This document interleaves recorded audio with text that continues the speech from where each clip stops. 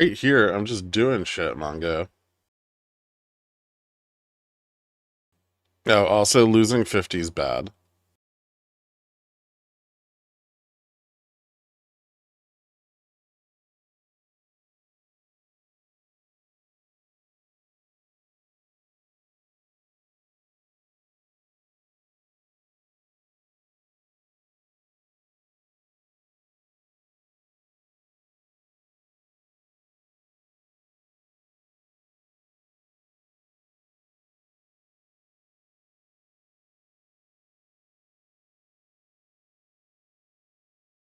Yeah, because your dishwasher purchase is fucking stupid.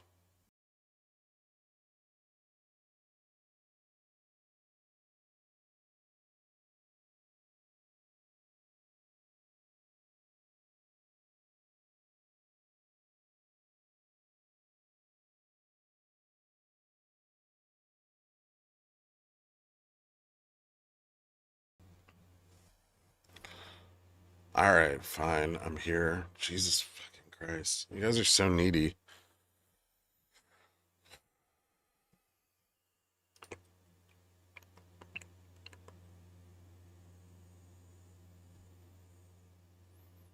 What jug? I'm not talking about you, Cobra.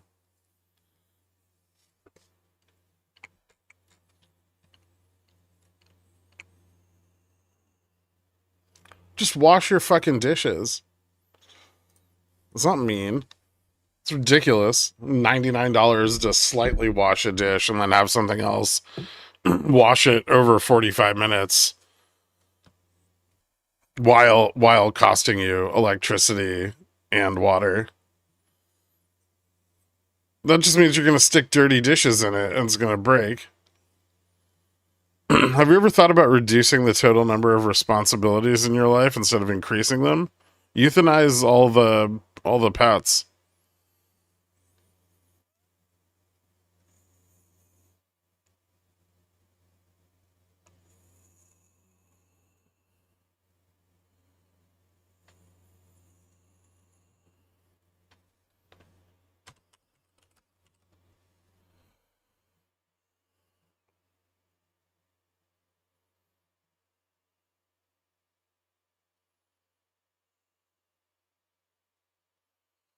Don't forget leaving detergent residue on your items and ingesting it. I don't think that's a big concern.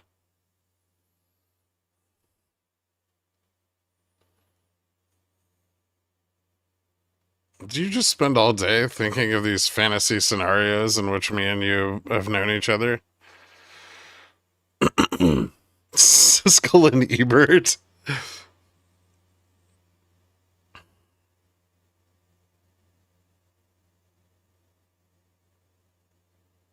My raccoon is my baby, you monster. Jesus Christ.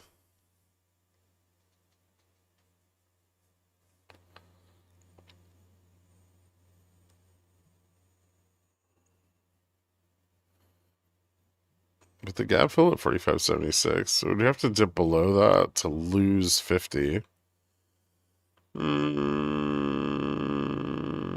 Yeah. Also support at 40, so.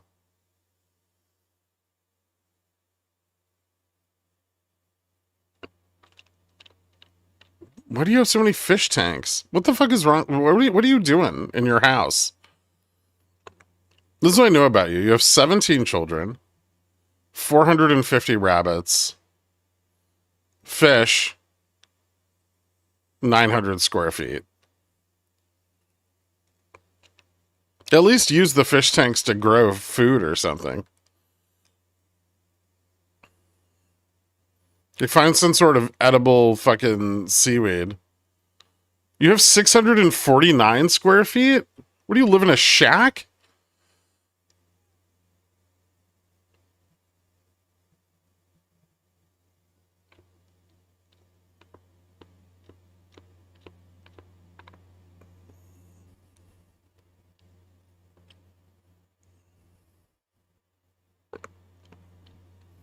Move somewhere cheaper so you have space for all your crap and the huge number of responsibilities you've taken on.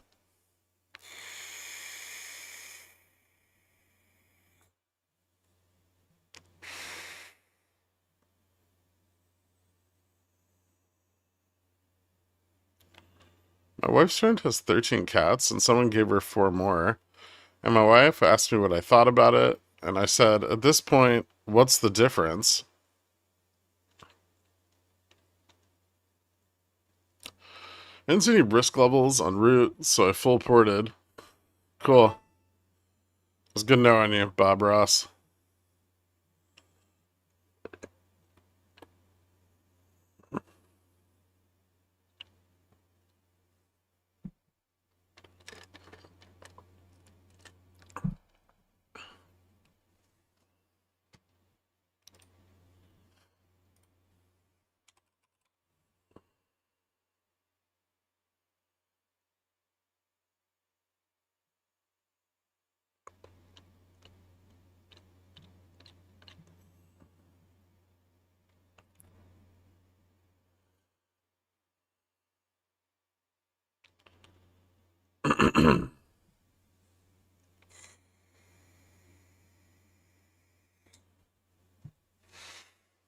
My hum has been promised that we do an add-on within 3 years. It's been 8. Well, he's clearly a liar.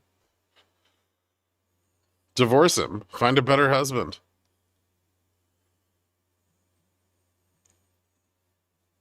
Anybody in the pickle jar want a wife and 7 children?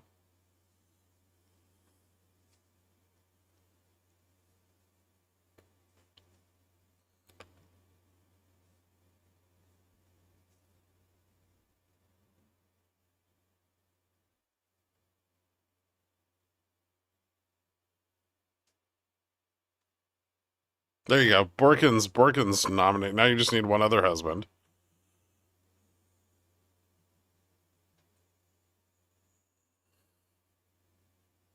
That's not gonna work.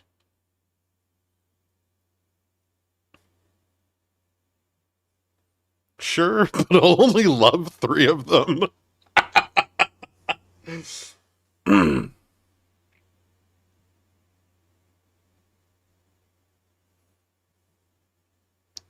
How in the pickle jar must we be to qualify? You can be tangential. It's like there's 649 square feet. No one's being picky here, all right?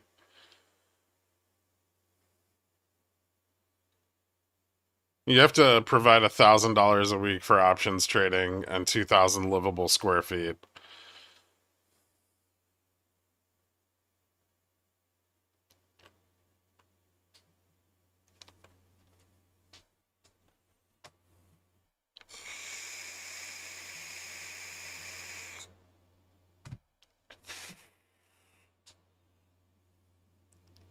Are we trading wives now? Simply making a market.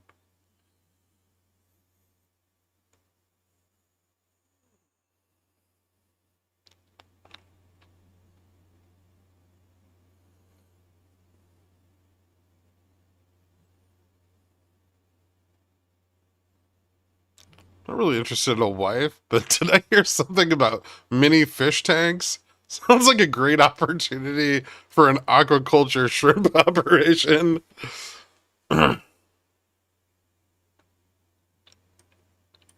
$40 of margin.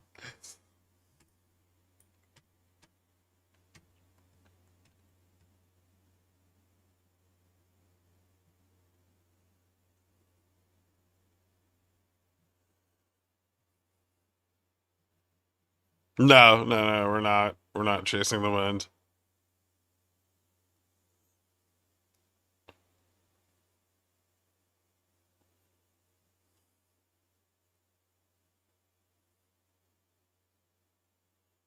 Was 64.50 the bottom? It was a support.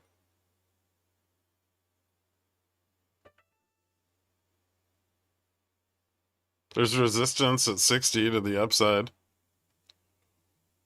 Root is up. It's up like almost 2% today. Calm your tits. It tested gamma neutral, failed. Looks like it's going back to test it again.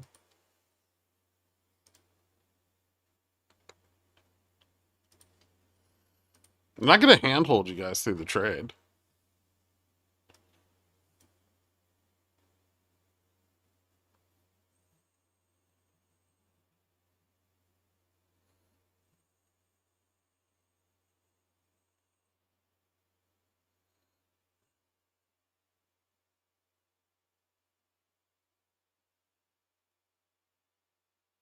Root bid ask is so wide. Yeah, don't get fucked on your contracts. It's got problems. It's just a money funnel for a Ponzi scheme, so I don't know what you expect.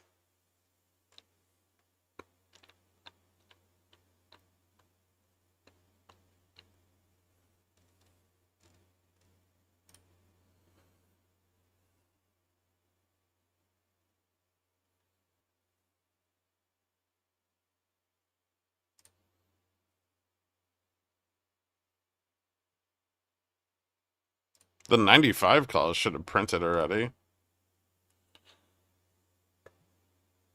Which makes me feel like you guys are just overholding them.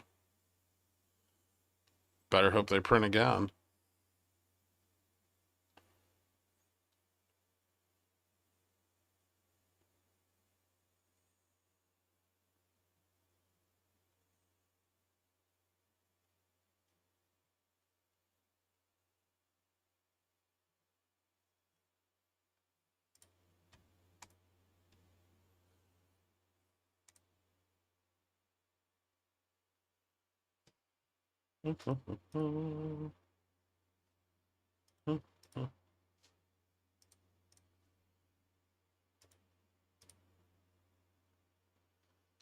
I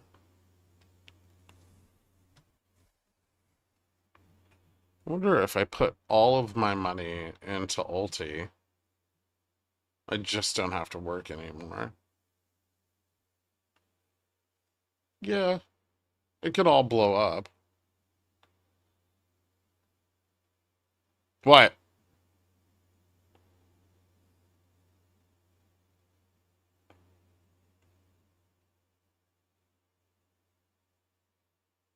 I'm simply out of day trades. I can't exit till tomorrow. I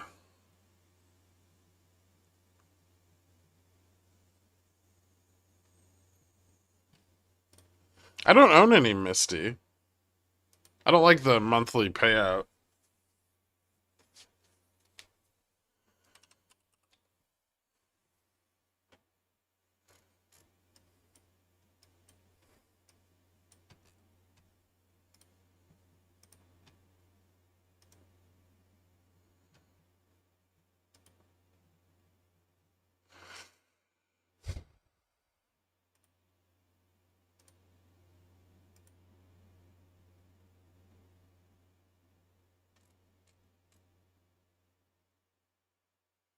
They buy stock and sell calls.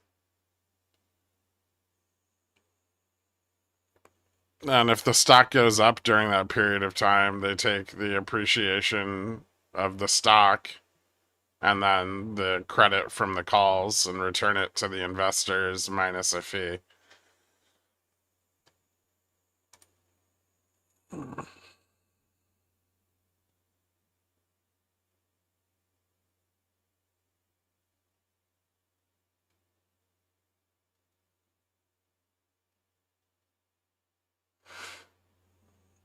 Yeah, Basant's expecting a lot of cuts.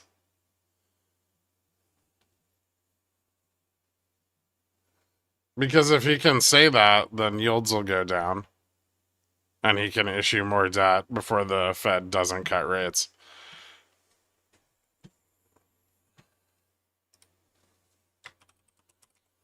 I own Ulti for the same reason I hire someone to mow my lawn. Because they pay you every week? Yeah, I know Trump's alive soon. That's why I got on here.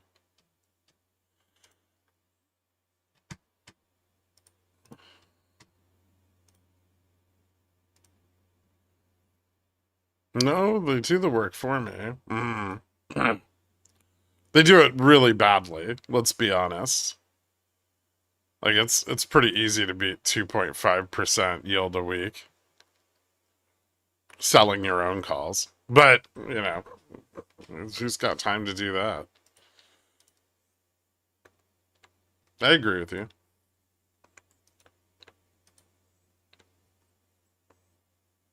At least in essence.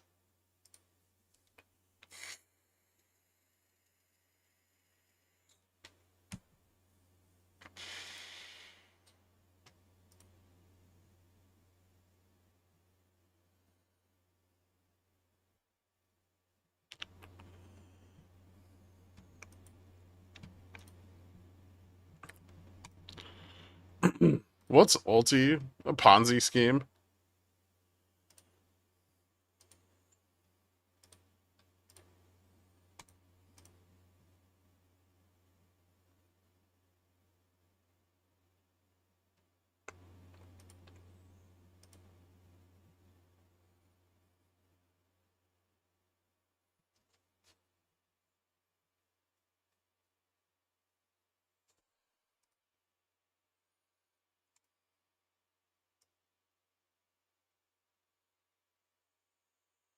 No, it just goes down slowly.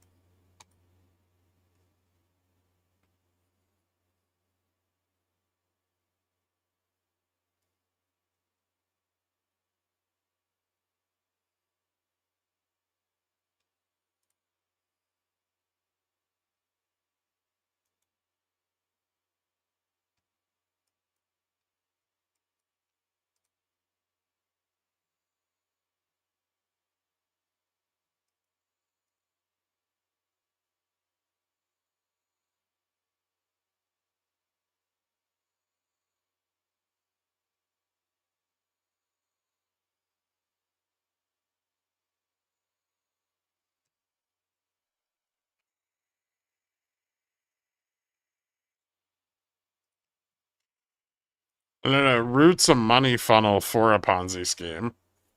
Different Ponzi scheme, though.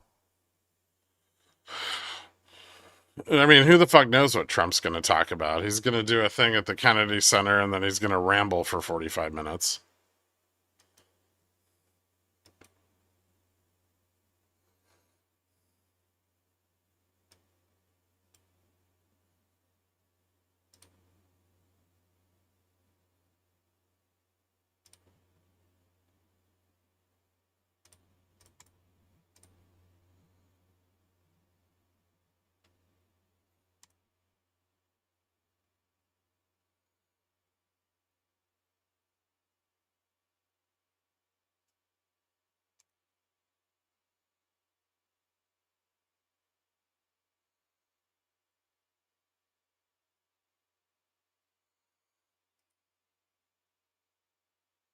Nice.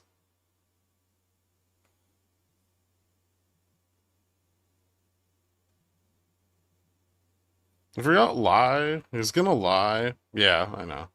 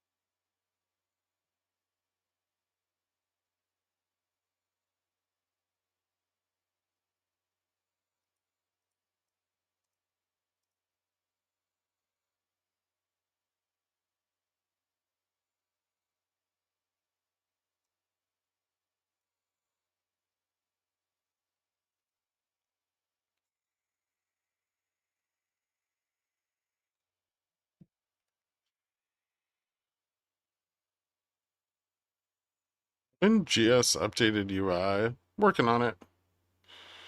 You mean for the live data? Should be done over the next few weeks. Getting pretty close.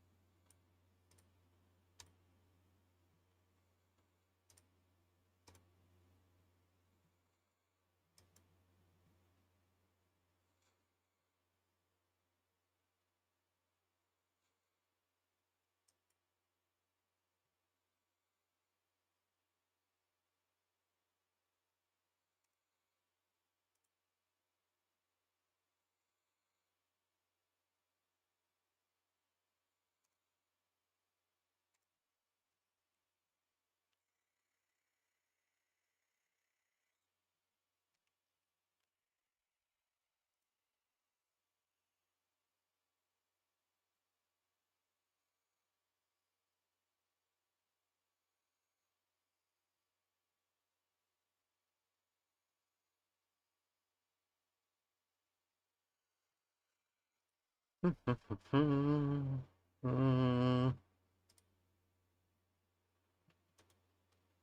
What's I looking for?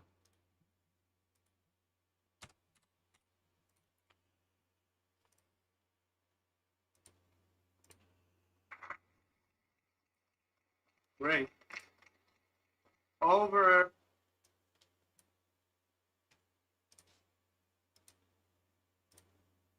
Produced 33 platinum certified albums, more than any other living American. That is amazing.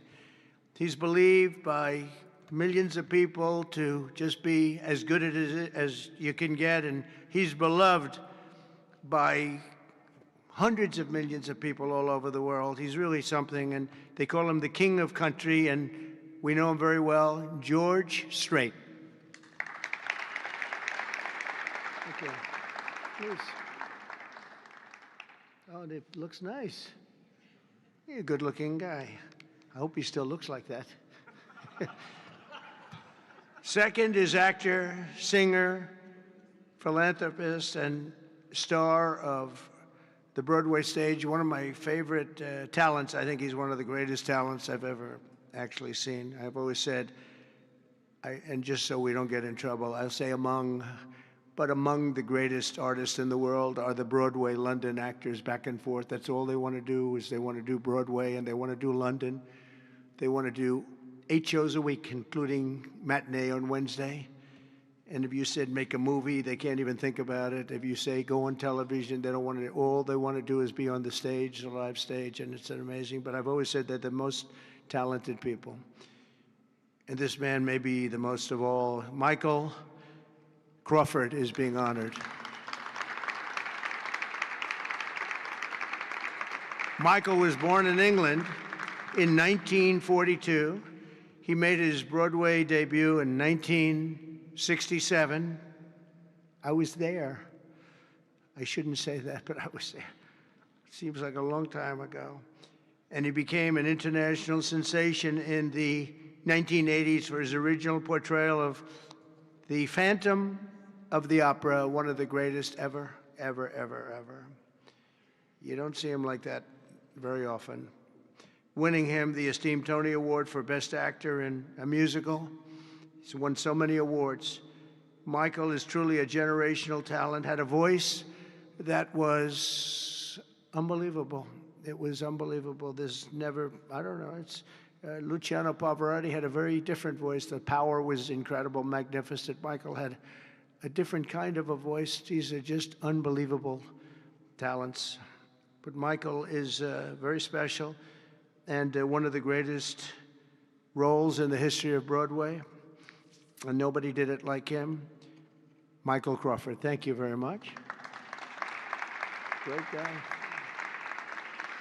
Next, we look forward to honoring three-time Oscar nominee, Golden Globe Award winner, an action movie icon, and a friend of mine. He's a very unique man. He's somebody that doesn't do these things. I said, I wonder if he'll accept, because some people don't really want to be honored. They don't care. But he was very honored to be honored, I will tell you. He's a very special guy. A real talent, never been given the credit for the talent. There was nobody else could have done the roles that he did like he did. I'm not even close, and they've tried, and they didn't work out too well. His name is Sylvester Stallone.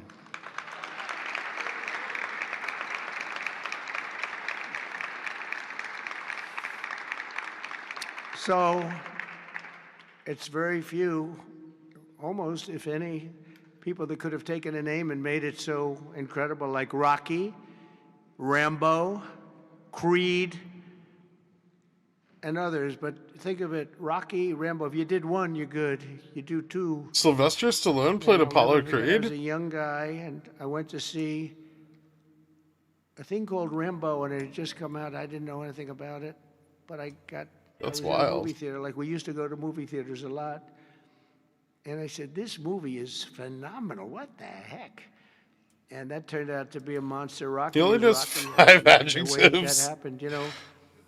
Sly had no money, nothing, and he went around, and everybody wants to do a boxing movie. It's the most, you know, probably more than any other type of character, boxing, always boxing. It's so great.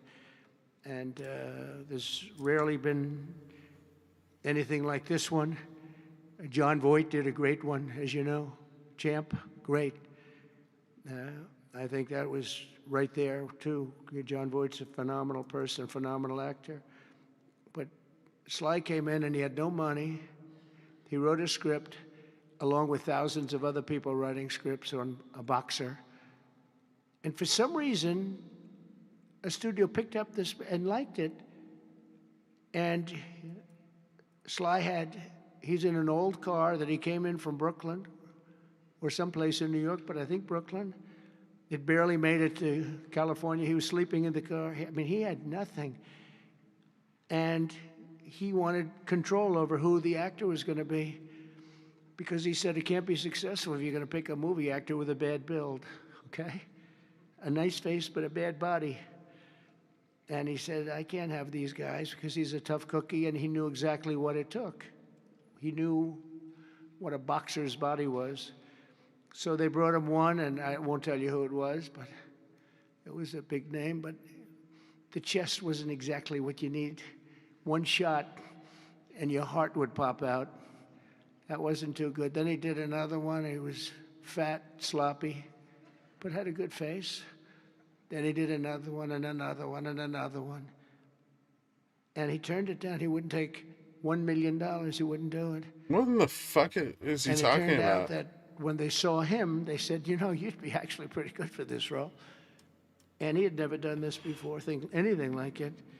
But think of it, he turned down $1 million. He had nothing. He refused to let somebody else play. He didn't want to play it. He wasn't originally, he did it as a writer. But he ended up playing it because he couldn't find anybody else that fit the role. And who knew what would have happened? He's become a legend of the silver screen, a true legend. and he's a great guy. He's a little bit tough, a little bit different, I will tell you. He's a little tough guy. But he's a phenomenal person with a phenomenal wife and family. Incredible wife, incredible family.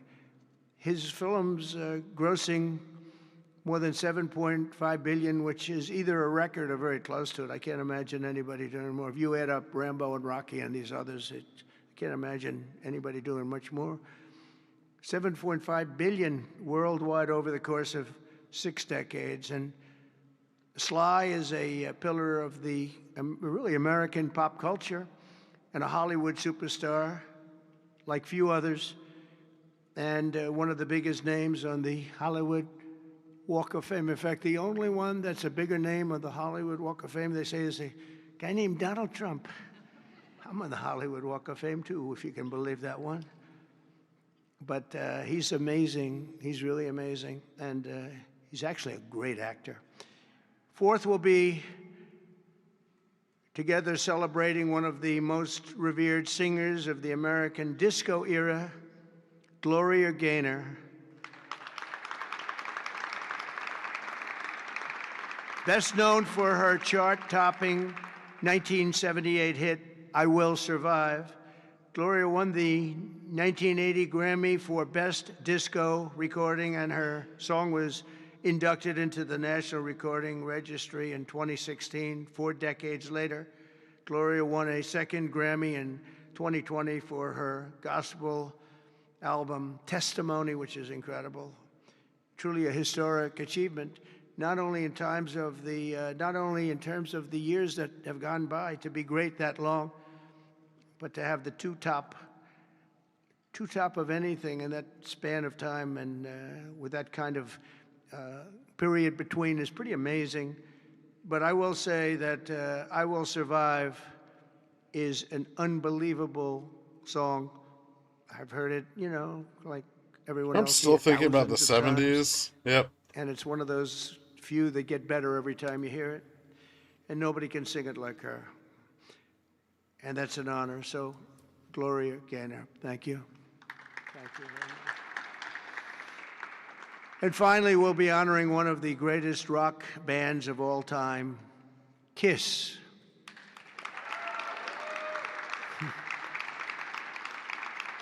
So Kiss was formed in 1973 in New York City by founding band members, and incredible people, by the way, Paul Stanley, Gene Simmons, Ace Frehley, and Peter Criss. Really? Jesus Kiss became a Christ. global phenomenon, sold more than 100 million records worldwide, and produced 30 gold albums and lots of other things they produced. They made a fortune. And they're great people, and they deserve it, and they work hard, and they're still working hard, and it's an honor to present Kiss. Thank you very much. Got it? Yeah. Thank you. And they're going to do something very special. Kiss is going to be here on a little bit before the show. I think they're going to do something very special. We're going to have a good time. The 48th Kennedy Center honorees are outstanding people, outstanding group, incredible. We can't wait to celebrate the Kennedy Center honors. It'll be in December. It'll be on CBS. In a few short months since I became chairman of the board, the Kennedy Center, we have completely reversed the decline of this cherished national institution. It was being run down. Money wasn't being spent properly. They were building things they shouldn't have built that nobody wanted, instead of taking care of the great gem that it is. You look at the marble, look at the quality of the marble, and the things that, with a little fix-up and a little work, we can make it unbelievable. These columns, when you see them the next time, they'll be magnificent. I mean, we have some great plans for this. The bones are so good. The bones of a building, if you don't have the bones, you might as well forget it. I'm working on another building, a thing called the White House. We're fixing it up so beautifully. It needed it.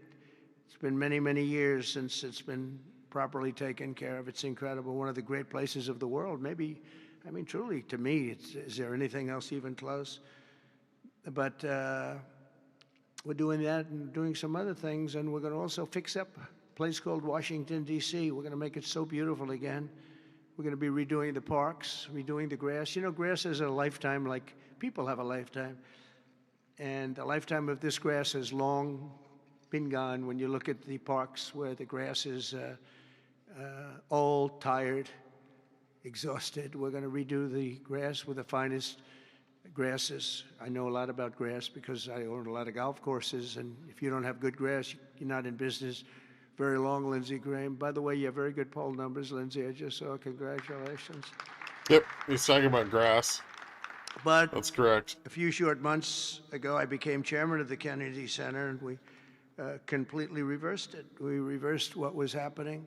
We ended the woke political programming, and we're restoring the Kennedy Center as the premier venue for performing arts anywhere in the country, anywhere in the world. This has the potential to be anywhere in the world. We're going to make it something that people can't even believe. We have some unbelievable plans, and ultimately it's about the talent you get, though. You know, you can have a beautiful building, you can have nice marble walls, you can have nicely done columns, as I was saying, but if you don't have the talent on the stage, and we're going to get the best talent in the world.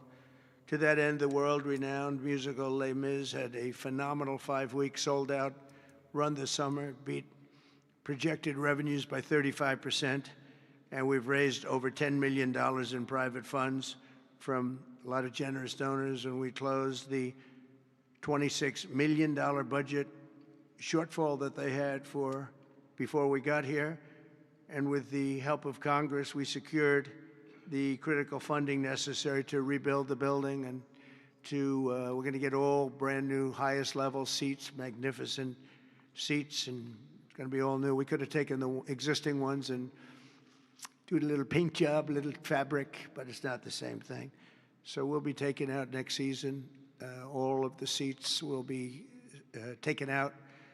The room is being completely rebuilt, and I just want to thank the Republicans in the Senate, headed by Lindsey. In that case, Lindsey was she's a big fan of this building, and they got a record $257 million that's going to go toward renovations that the building really needs, and all of the exterior is going to be incredible. It's going to be exciting.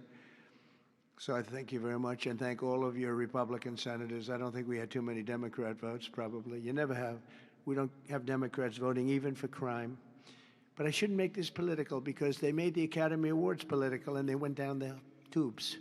So they'll say, Trump made it political. But I think if we make it our kind of political, we'll go up, okay? Let's see if I'm right about that. But I want to thank the executive director for an incredible job. He's done great. He's been with me for just about the beginning, and everything he's touched has been good. He was on high intelligence. He worked in low intelligence and high intelligence. He did better with the high intelligent people, but he's been fantastic. He's the executive director, Rick Grinnell, for his work. Thank you very much, Rick. Unbelievable job.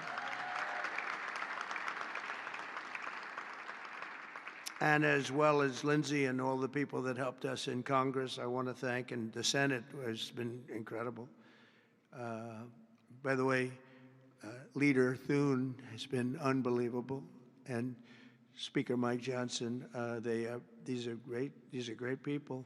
What we're doing with the great big beautiful bill is you're going to see a whole different country. You're seeing it already. We're coming in where the trillions of dollars is coming in from tariffs from all over the world, from countries that took advantage of our country. They thought we were children. They took advantage of us for decades, and now the money is flowing to us, and we've become the hottest country anywhere in the world. But the Kennedy Center board members, many of whom I knew, and many of whom I put on the board, and it's as good a board as I've ever seen.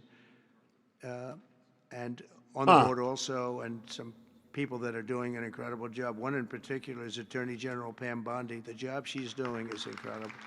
Thank you very much. Long beyond the Kennedy Center. The Kennedy Center is the easy part.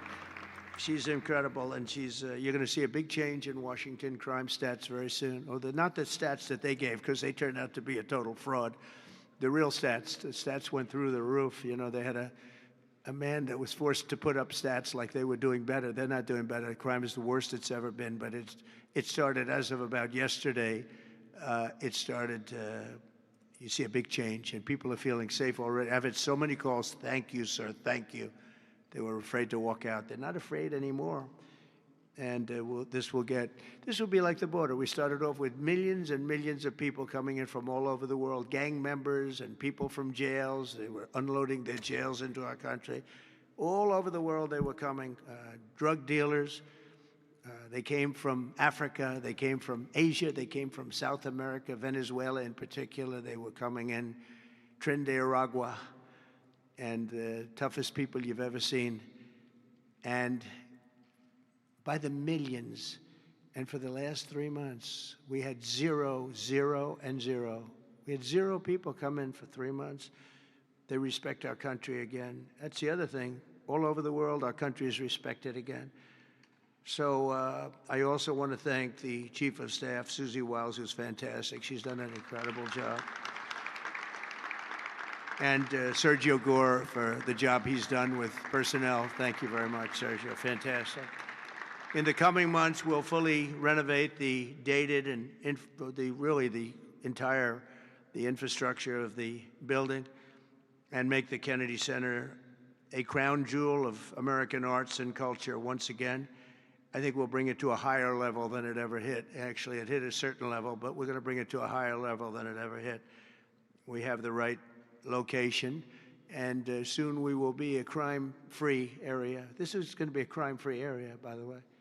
You'll be able to go out. People tell me they can't run anymore. They're just afraid.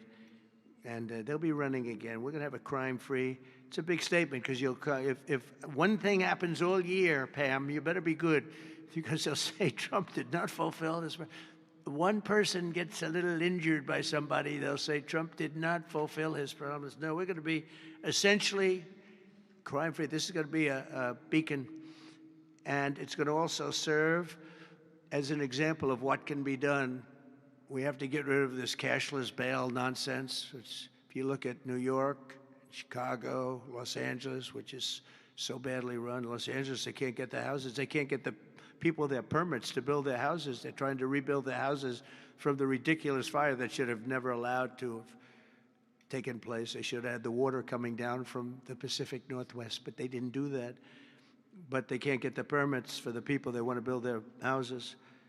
But I want to thank Lee Zeldin because the federal government has gotten all of their permits, which are much more difficult permits actually, and had them literally within 30 days after the fire. Everybody had their permit. But you don't have the city and state permits. They got to get going. The governor and the mayor have to get going. It will just be a matter of time that we're going to do something that's going to be incredible. We're going to use the Kennedy Center as a big focus of it, and that's the 250th anniversary celebration that we're having. So it's 250 years. So we have the Olympics, we have the World Cup, and we have the 250th anniversary celebration, all in this administration, and it's an honor that we were able to not be allowed to do what we were illegally and what we were supposed to do, and that was we had a great election in 2020. We won the election by a lot, but it was a rigged election, and we had to wait 4 years, and we waited 4 years, and it's interesting because I got the Olympics and I got the World Cup. I can't claim that I got the 250th. That one's a big one, but I happen to be here. But I got the Olympics, I got the World Cup, and I said the shame of it is that I'm not going to be president when it happens. And lo and behold, look what happens. We have some bad things took place, and now I'm going to be president for the Olympics. I'll be president for the World Cup, and the 250th is going to be maybe more exciting than both. It's a great celebration of our country. We're going to be using this building for a lot of the celebration having to do with 250 years. But as I said earlier, I'm determined to make Washington, D.C. safe, clean, and beautiful again. It's going to take place very rapidly. Be prepared. And a big part of that's going to include the Kennedy Center. So thank you very much. And I want to thank everybody for helping us. This is mostly the group right here. They're young, they're smart, they're ambitious, they want my job. Someday one of them will probably have it. But we have a great group of people that are putting this together, and they're also helping us with Washington, D.C. We're going to make Washington beautiful. We're going to redo roads. We're going to redo the medians, the pavers, and the medians all throughout the city. We're going to take all the graffiti off. We're going to have to remove the tents and the people that are living in our parks. We're going to be redoing the parks, the grasses and all. We're going to be going to Congress for a relatively small amount of money, and Lindsey and the Republicans are going to be approving it. I don't know about the Democrats. They don't approve anything. It's amazing. It's like they just don't want to vote for anything. They've got the yips. You know, in golf they say the yips. The Democrats are afraid to do anything because they don't want to be criticized. But fighting crime is a good thing. We have to explain. We're going to fight crime. That's a good thing. Already they're saying, he's a dictator. The place is going to hell, and we've got to stop it. So instead of saying he's a dictator, they should say, we're going to join him and make Washington safe. But he's a dictator. They say, he's a dictator. And then they end up getting mugged, and, you know, but the stats are very bad. But we're going to... I'd rather get mugged than live under a I think dictator. we'll actually get Democrat support. I really believe. They can't do this one, too. It's, you know, they talk about 80-20s, 80-20 issues. Yeah, I think many of those 80-20 issues, like men and women's sports, I think it's 97-3, not 80-20. And I think crime is maybe 100-0. So I think we may get very well some Democrat support. I've been mugged. It's not that bad. We have the majority, so we're going to vote it in as Republicans. These people are fucking And we're going to do snowflakes. something, and that's going to serve as a beacon for New York. Yeah, at least the Chicago, mugger isn't a Los dictator. Angeles, and Wow. other places all over the I mean, country. he is. Our whole country is going to be so different and so great. It's going to be clean and safe and beautiful, and people are going to love our flag more than they've ever loved it, and we're going to do a great job. So I want to congratulate all the nominees. They're unbelievable people, and we're going to have a tremendous day in December, and that evening is going to be special, some really special people and real talent. Do you have any questions? Yes, please. Hi, sir. There's new reporting that the Russians have hacked into some computer systems that manage U.S. federal court documents. I wonder if you've seen this reporting and if you plan to bring it up with Putin when you see him later in the week. I guess I could. Are you surprised? You know, are you surprised? They hack in. That's what they do. They're good at it. We're good at it. We're actually better at it. But no, I have heard about it. I have heard about it. Please. Thank you, Mr. President. You mentioned congressional Democrats. You have not yet met with Democratic leadership, but there's a funding deadline at the end of September. Do you plan to meet with Leader Schumer and Leader Jeffries to discuss that situation? Well, I will, I guess, but it's almost a waste of time to meet because they never approve anything. If we want money to fight crime, if we want money to do only good things, just good things. Let's not even talk about controversial. They don't want to meet about anything. They really are. They're stuck. They don't know what to do. They have probably more, I would say more than half are sane, but they are led by insane people. And the kind of things that they're pushing are not something. We have a communist running for the mayor of New York, and I wish him well. I may have to deal with him. I mean, it's not even conceivable. It's not even conceivable that could happen. And maybe he won't win, but he won the primaries by quite a bit. You know, shockingly, he won the primaries. So, and you see some of the people supporting him that truly don't believe what he's espousing. So, I mean, we will meet, but nothing's going to come out of the meeting. But here's the advantage we have is that we just passed the great, big, beautiful bill that had all the biggest tax cuts in history. No tax on tips, no tax on Social Security. Think of it. Think of that for the seniors. No tax on overtime. And all sorts of things. You go out, buy a car, you can deduct the interest payment. If you borrow money, you can deduct the interest payment from your taxes.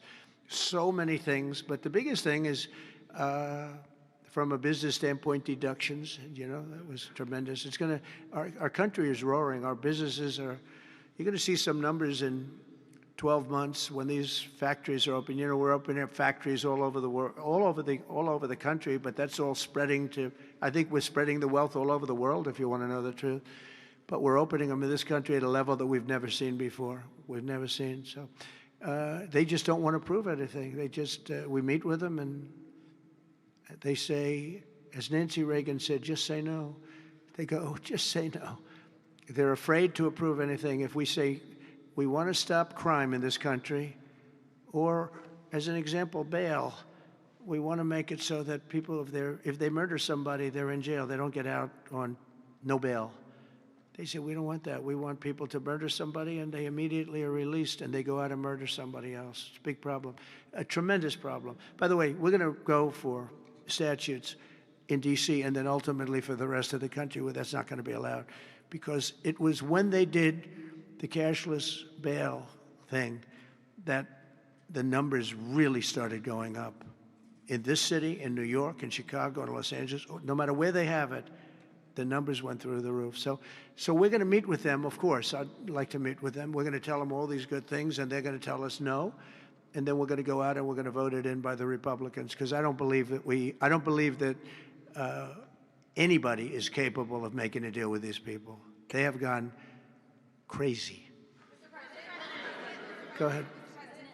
Thank you, Mr. President. Thank you. Your federalization of the police has a 30-day limit unless Congress acts to extend it. Are you talking to Congress about extending it, or do you believe 30 days is sufficient? Well, if it's a national emergency, we can do it without Congress, but we expect to be to Congress, before Congress, very quickly.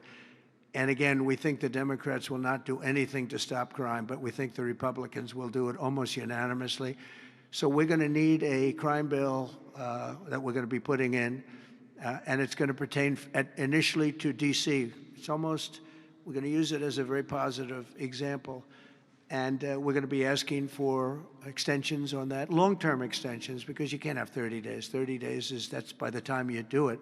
You set your We're gonna Ko-Fi have this in good shape, and to directly don't donate forget, to our national debt. everyone said it would take years and you'd have to go back to Congress. I never No. went to Congress for anything. I just said, close the border. And they closed the border. And that was the end of it. I didn't go back to Congress. We're going to do this very quickly. But we're going to want extensions. I don't want to call national emergency. If I have to, I will. But I think the Republicans in Congress will approve this pretty much unanimously. Please, go ahead. Thank you, Mr. President. Would you encourage members of the press to do ride-alongs with the D.C. police to understand how serious this crime issue is? Sounds, it's okay to me if they want to do it. We're going to work with the D.C. police. A lot of very good people in there. Not all, but a lot of very good, very, very professional. Commodities are And, bumping. You know, we have a big force. I think they said 3,500. They, you know, they're always asking the mayor, who's a very nice woman, but got to do the job. You know, we've worked with the mayor for 6 months, and she's been here for many years, and the numbers are worse than they ever are. Don't let anyone tell you they're not. And the whole statistical charts that they made, the whole thing is a rigged deal. They got rid of the guy that, because he didn't want to do the numbers the way they wanted to, and they put their own numbers out. They said it's the best in 20 years. No, it's the worst in 20 years. But we're going to have, we're going to be very open about what we're doing. So if the media wants to ride with police, if they want to do it, if they feel it's safe, that would be okay. Yeah, please, go ahead. Sir, with President Zelensky. Thank you, Mr. President. Mary Margaret with Daily Wire. 2 questions on D.C., if that's okay. How do you feel about Mayor Bowser's level of cooperation and her choosing to advocate for D.C. statehood right now? And do you Well, have a the message- statehood, let me do that one Okay. first. Statehood is ridiculous. We want to straighten the place out. Statehood's ridiculous. It's unacceptable. It's, the Democrats want it because the Democrats have, you know, about 95% in this little area. Even I didn't get it very much. They want that. They want to pick up 2 senators, and it's not going to happen. It's not going to happen. And that's the least of the reasons why, by the way, but that's one of the reasons why.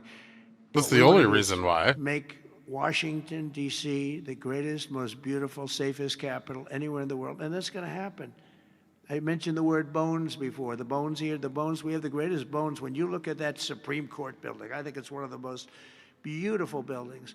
When you look at some of the buildings here, it's so magnificent, and everything's good, but it's just dirty and not properly maintained. It's not taken care of. Potholes in the roads. All of it's going to happen very quickly. We're going to seek a relatively small amount of money for fix-up, and we're going to put it out to bid. And we have great contractors here, great road builders, everything. And we're not ripping roads apart so they're closed for 4 years as they redo the concrete bases. And you don't need that. We need a beautiful topping by a very talented asphalt type person, somebody that does the job. We go out, you know, when I get contractors, I use great contractors. To me, a great contractor is a very special, like a great surgeon, like a great teacher, like a great nurse. A great contractor is very important. We'll only use the best. And when you put a coat of asphalt on that top, 2 inches of asphalt, 3 inches of asphalt, it looks brand new. You take all the garbage off. They reseed it, as we call it, or different names, but they take the bad stuff off and they put the good stuff down. It takes not a long period of time. A matter of a few days, you'll have a beautiful, magnificent road. You fix up the curbs.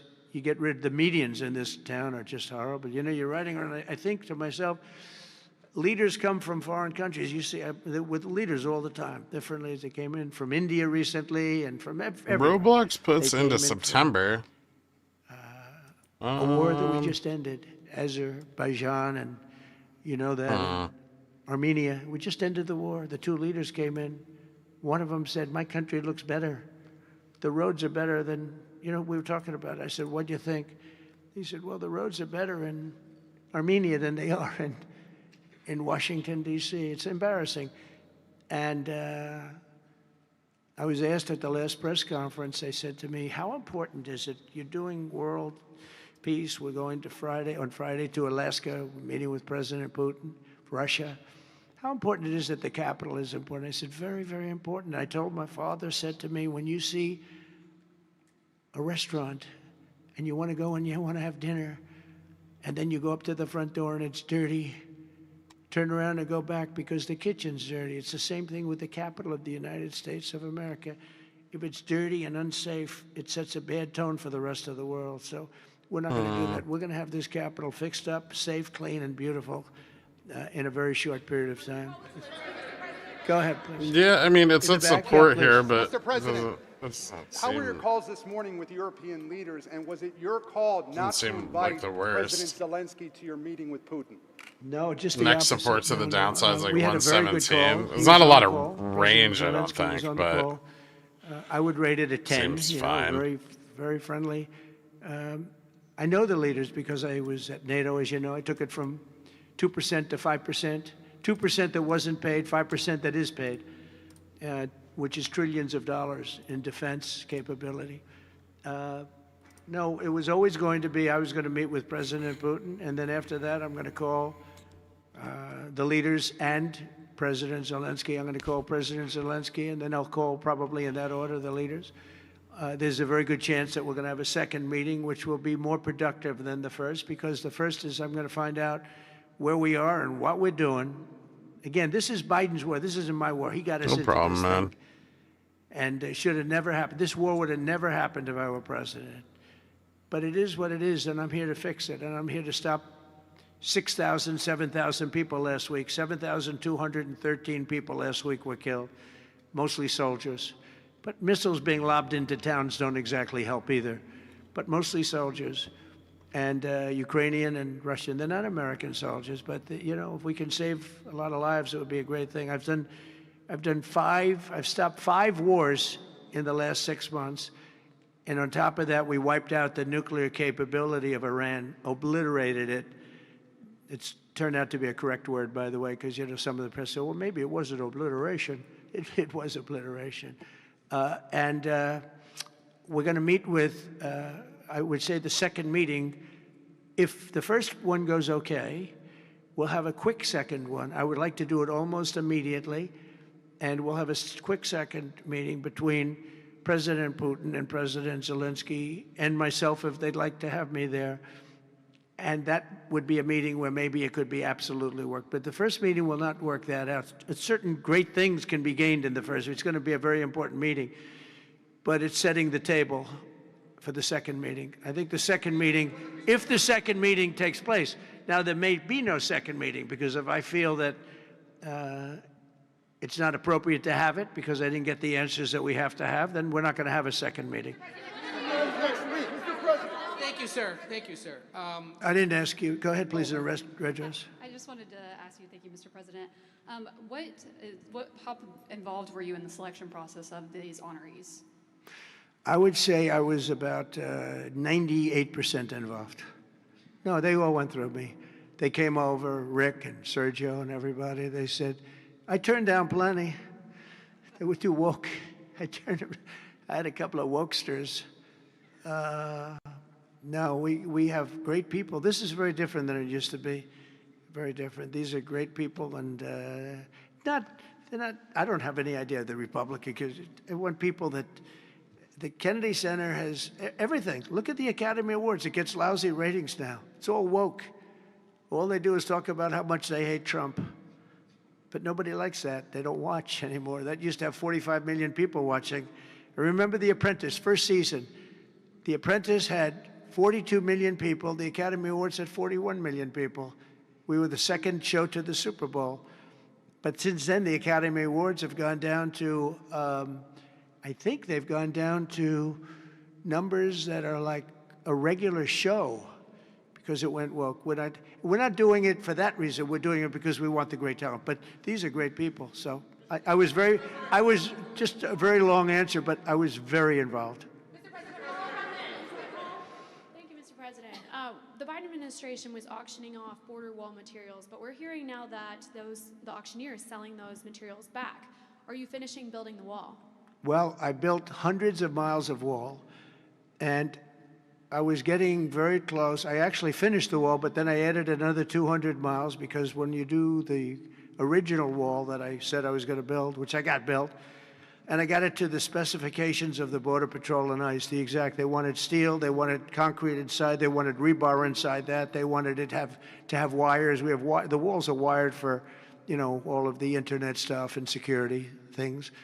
And we built it hundreds of miles. We did great. That's one of the reasons, even now, we're able to have such good numbers at zero, or essentially very little people coming in. There's still a lot of support at 50. Biden, I ordered for another 200 miles. I was going to do another 200 because it's the way it is. Some out-of-the-money bob to pets, do it. Then we like had the bad 35-30. election result. The horrible, what happened to our country, what they've allowed to happen to our country. And we are taking What's the now 55 calls that wall getting back. sold off? They But there's, sold the yeah, wall. there's just a lot Now, of this sold is pet expensive support. stuff. Hardened steel, very expensive. 9,000-pound concrete and rebar. Rebar is very expensive. The hardest rebar. No, it's very hard to cut. You have different materials. It's very hard to cut because they cut it down if they can. It's very hard to cut. And Biden sold it for pennies on the dollar. 3 cents on the dollar, 4 cents on the dollar. He sold it. And I said, these guys really don't want it. That was when I first realized, when I saw the wall was being put up, because we could have finished the rest of the wall in about 4 weeks, anywhere from 3 to 4 weeks. It was all set to go. It was laying down, ready to be put up. The foundations were, and they took over. And they said, we're going to sell the wall. And they sold it, as you know, for pennies on the dollar. Well, Pam Bondi's been working very hard on suing that company, and I think they reached a settlement where we're taking the wall back. But they stole the wall from us. That wall is so expensive to build, and we had it, as you know, hundreds of miles of it, and they came along and they basically sold it for scrap. And what a shame that is. But that was when I first realized that these people actually want to have open borders. And no country has poor countries don't have open borders. No, we had open borders where people just walked in. It didn't matter what they looked like, who they were. We had 11,888 murderers, half of whom killed more than one person. Literally killed more than one person. And this is who we took into our country. So the wall is the least of it, but we're going to take the wall back. We're paying a small amount of money, as I understand it, to get it back, to get rid of the litigation. We'll take it back. We'll put it up. Yeah.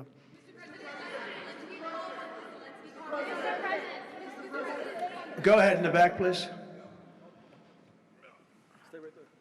I want to take it back to the Kennedy Center, if I can, just for a second, Mr. President. Sure. From what I understand, the Les Mis show exceeded everyone's expectations. Attendance, revenue, across the board. That's great. Do you anticipate future shows to basically do the same?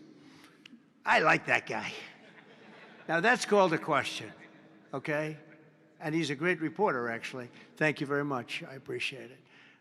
Yeah, it did great. Les Mis did great, broke records, and was sold out and beautiful. And we anticipate a lot of that happening. There's a thirst for it. And especially when the crime is knocked out. You know, when we knock out crime, some people probably stay away from places like restaurants and other things. It ruins your whole fabric. It ruins your country. And when somebody thinks they have about a 25% chance I feel like we of getting probably mugged, they say, "Let's slipped not go to restaurants 40 here tonight. at some We're going point. to make it so that they have no chance of getting mugged." And it's going to happen soon. And Maybe yeah, we think we're going to have a lot 35. of very successful evenings here. Please.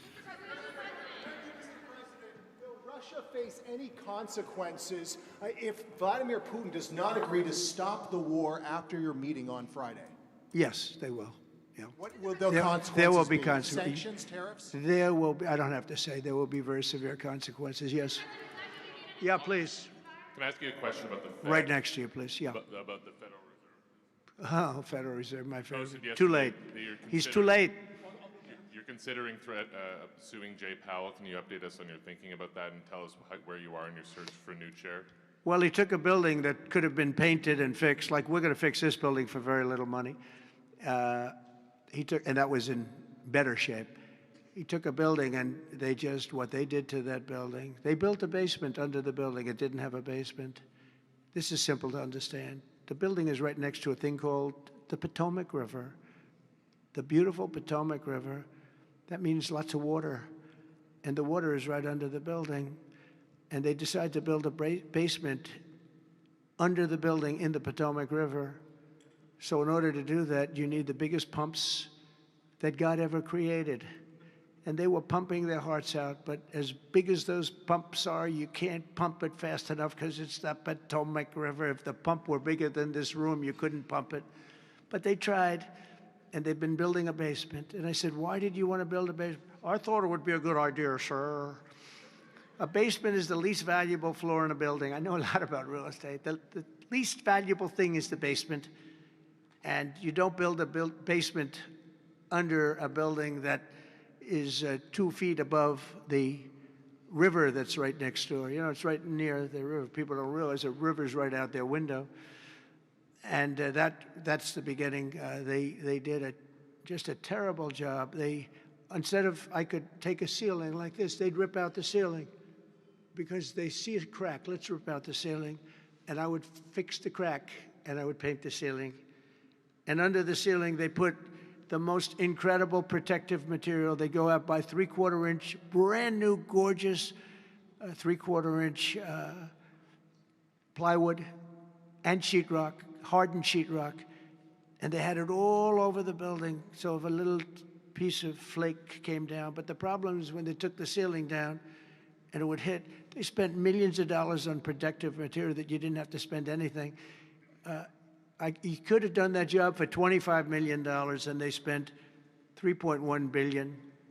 He said 2.7, but it's really 3.1. They just don't want to include one of the buildings in the deal. But it's going to be much more than that. And I think he'll be long gone by the time it finishes because they've got a long way to go. And then I hear they want to hire 3,000 economists. What are they going to do? And he got it all wrong. He's too late. We call him Jerome Too Late Powell. It will live with him forever. I believe that name will live with him forever, along with the name Pocahontas and some of the others. He worked closely with Pocahontas, by the way. She's another beauty. But we have a real problem there. They're way over budget, and they did a job that shouldn't have been done. It was unnecessary to be done. I could have gotten the greatest wallpaper anywhere in the world from the finest stores in the world. I could have fixed up a wall a little bit. It would have taken about 2 hours. And covered it with the most magnificent silk and most magnificent paper for thousands of dollars as opposed to tens of millions of dollars. What a shame it is that they did. But they would take down areas of the building that shouldn't have been taken down. They could have literally... I can't believe this is fucking real sometimes. And, they didn't do that. So they've got a long way to go. And I think it's just grossly incompetent. But yeah, you are. Not quite as incompetent as his decision not to do interest rates, take down interest rates, because just like they shouldn't have taken down a ceiling, they should take down interest rates. Every point costs us $360 billion a year. Think of that, $360 billion for 1 point. And we should be down at 1% because we're the leader of the world. We were always the lowest interest rate until like a certain time ago, decade, couple. But we were always, because we were the United States of America. So even if the country was run badly, we were considered like to be super prime. And now he's got us in a bad place. So we're paying $360 billion a year for each point. Now, I believe we should be 3 or 4 points lower. So that's over $1 trillion we pay every year in interest. And it's really just a paper calculation. You sign a document and you save almost $1 trillion because that number equates very much to the bonds that we have to buy. But despite that, we're powering through it, and we have the greatest economy maybe we've ever had. But the housing sector, people aren't able to get good mortgages. They're paying too much because of Jerome Too Late Powell. He's truly incompetent, and we'll be making another. We put a very good man in temporarily in the one spot because one of the people that was appointed by the Democrats left early. And I heard left because that person wanted lower interest rates, and I heard quit, but I have no idea. I'm sure she won't say that. I'll be naming a new chairman sometime within the next. I think I'll name it a little bit early, the new chairman. I'm down to 3 or 4 names, all good, all great. The problem is you name them and then they turn out to be not good. That's happened to me a couple of times. You name somebody, they tell you everything you want to hear, and then they go in and they turn out to be not good. I mean, he told me everything that I thought was appropriate. He turned out to be a stiff, real stiff. But other than that, I think he's doing a very good job, yes. Okay, maybe 1 or 2 more. 1 or 2 more. Yes, sir, please. Go ahead. Mr. President. Looks like Scott Bessent. Are you the Treasury Secretary? You don't want me for Treasury. I don't know. You look like you could do a good job. Go ahead. I keep my family budget okay. Sir, when you meet with Vladimir Putin Friday in Alaska, yeah, do you believe you can convince him to stop targeting civilians in Ukraine? Well, I'll tell you what. I've had that conversation with him. I've had a lot of good conversations with him. Then I go home and I see that a rocket hit a nursing home or a rocket hit an apartment building and people are laying dead in the street. So I guess the answer to that is no, because I've had this conversation. I want to end the war. It's Biden's war, but I want to end it. I'll be very proud to end this war along with the 5 other wars I ended. But I guess the answer to that is probably no, because I would have had a good conversation with Vladimir. I knew him very well. I got along with him great, actually. We had I had to go through the Russia hoax. And it was actually, it was a strain on the relationship. I actually told him, I said, they got this phony investigation going on, Russia, totally phony, created by Adam Schiff, Shifty Schiff, and Hillary Clinton and the whole group of them. And it made it very dangerous for our country because I was unable to really deal with Russia the way we should have been. I'm looking at Pam because I hope something's going to be done about it. These people put our country at great danger. And Adam Schiff, it was all made up. It was a hoax. The Mueller report came out. They all hated me. They had 18 Trump haters. And they said I did nothing wrong. They couldn't believe, they couldn't find anything after years of investigation. It was all a hoax. It was a hoax created by the Democrats, but in particular Schiff and Crooked Hillary, the whole group. And now we've learned all the stuff that's come out over the last 2 months is incredible through intelligence. And hopefully something's going to happen with it. These are people that put our country in danger, in real danger. I want to thank you all very much. Thank you very much. Thank you.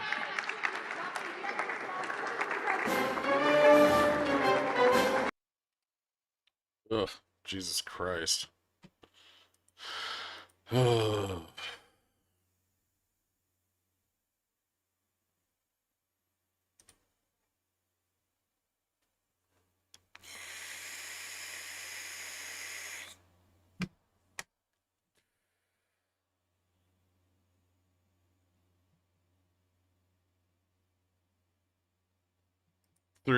more years. Is that what you think?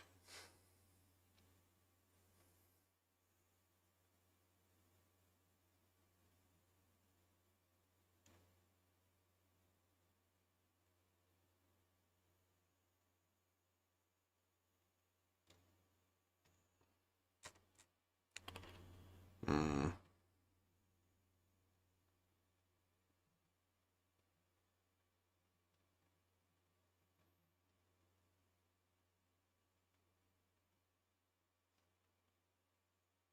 What was that? It's not going to be 3.5 years unless people do something about it. It doesn't matter if he dies. That's not the point. You're missing the bigger picture.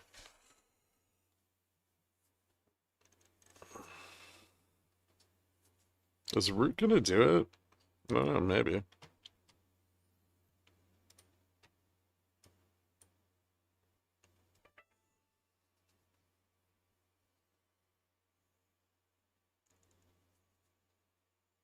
Christo-fascists have their claws dug in. Yep.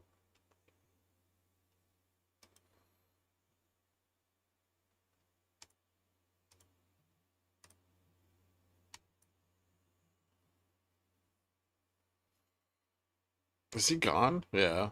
Yes.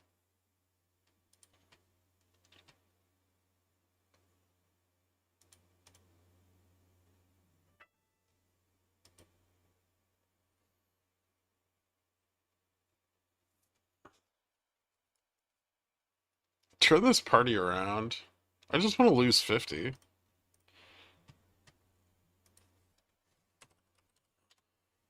I can play O'Dork.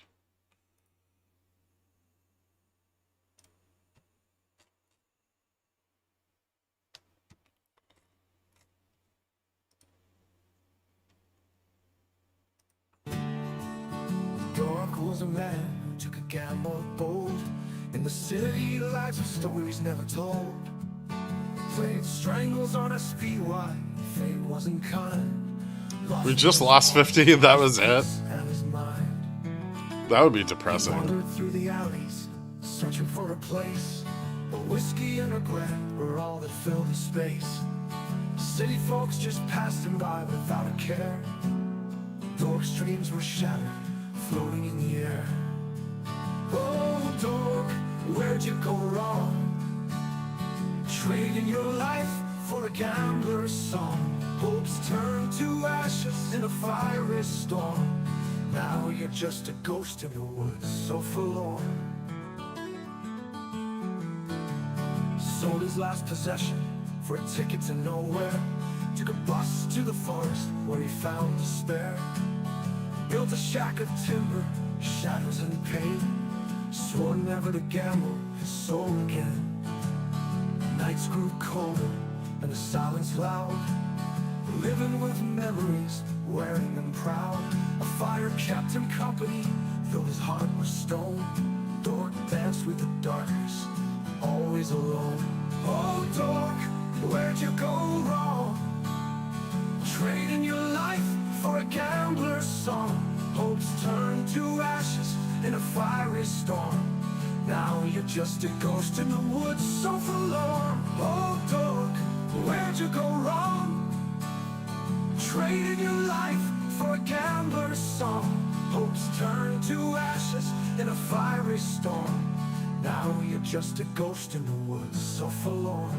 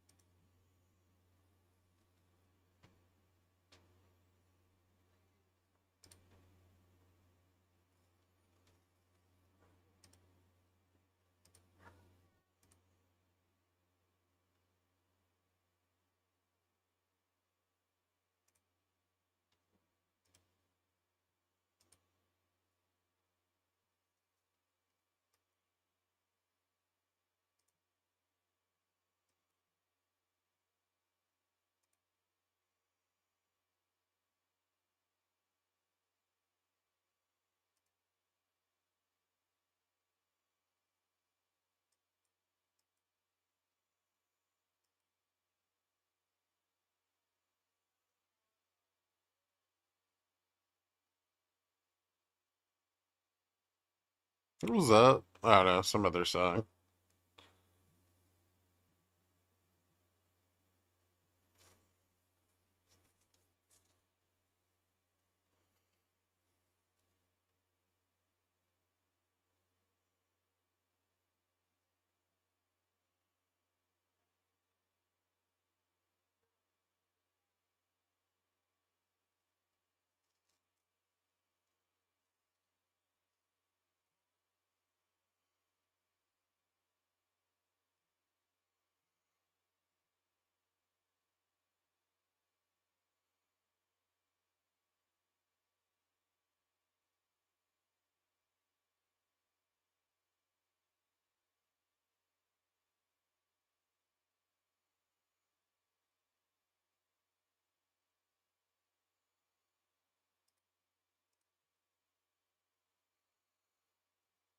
Be nice if we could lose 50 for more than 10 seconds.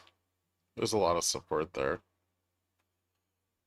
Might have to wait for more of the day to progress, I would imagine.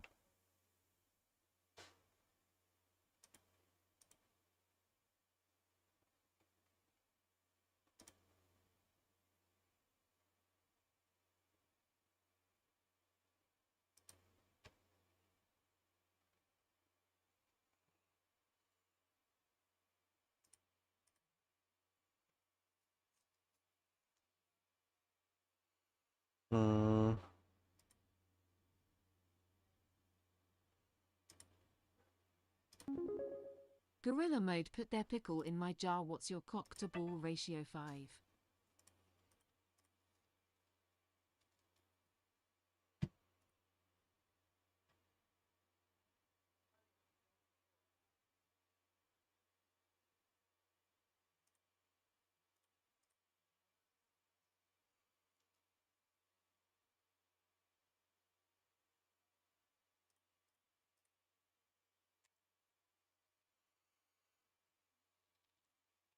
Nice, dude.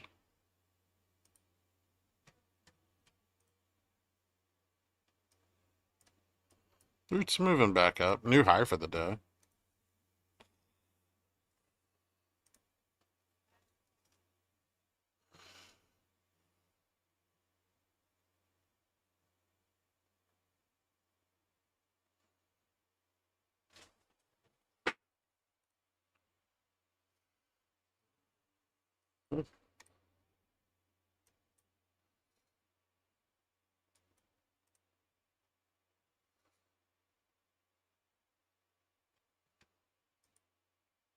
What's your cock to ball ratio? I don't know. Like, 25-75?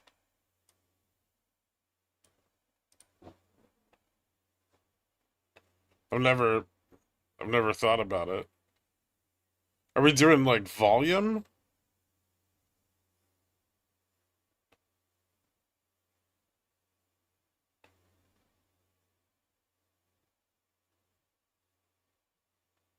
Maybe like 1 to 3. I assume marshmallow.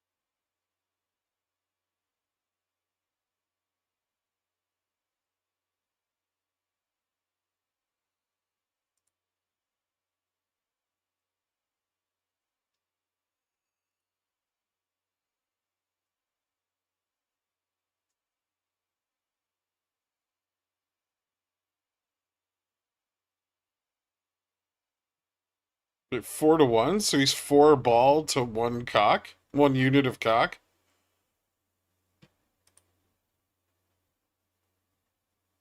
That's ridiculous.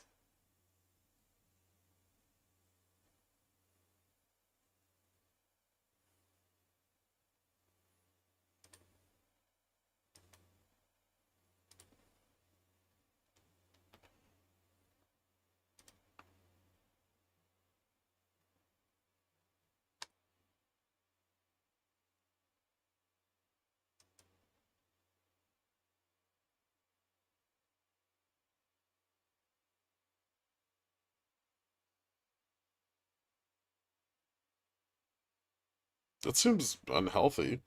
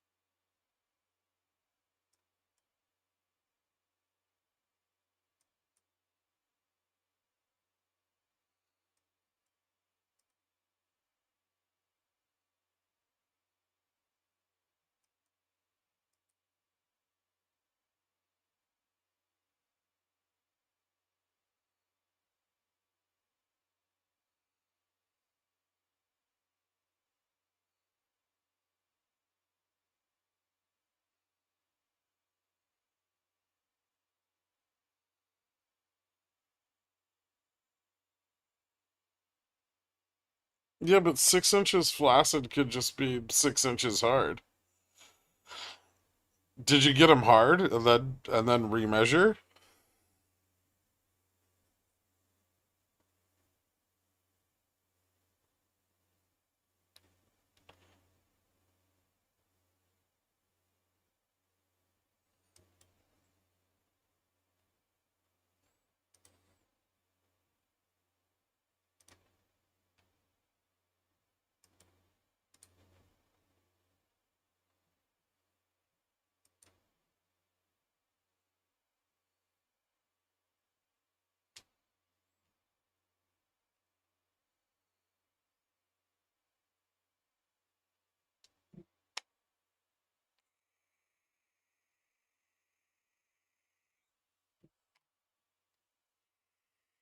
It's too shy.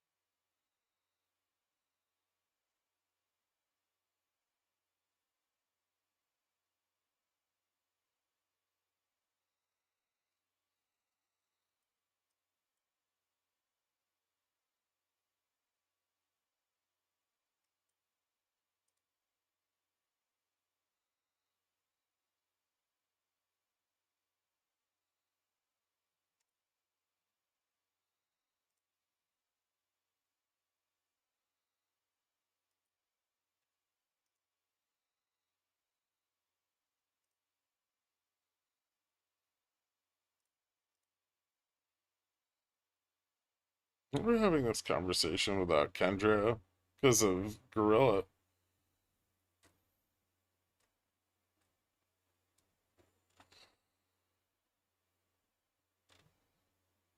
He started it.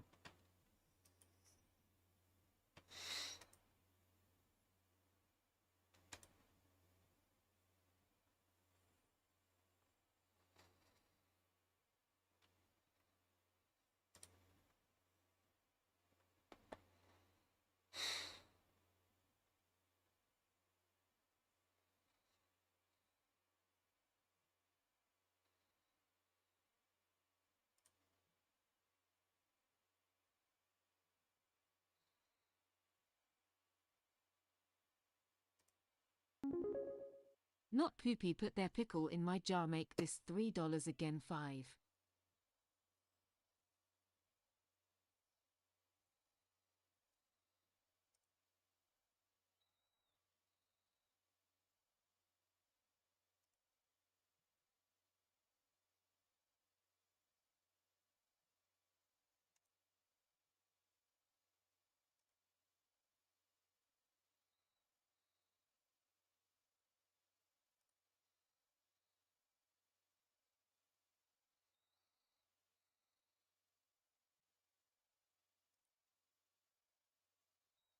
Not poopy. Put their pickle in my jar. Make this $3 again. Nah.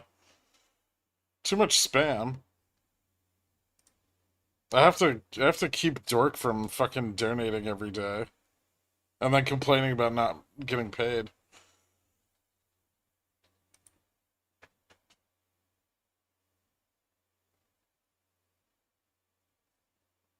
Oh, I just learned a lesson about spreads on equities. What was that?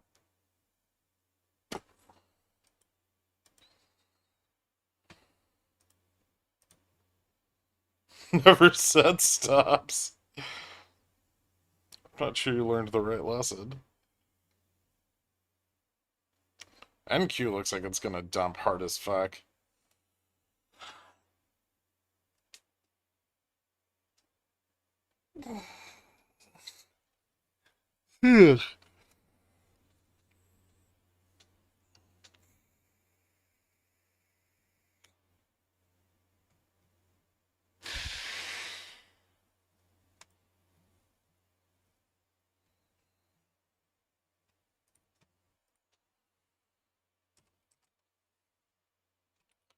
So I have the gap to fill at 46.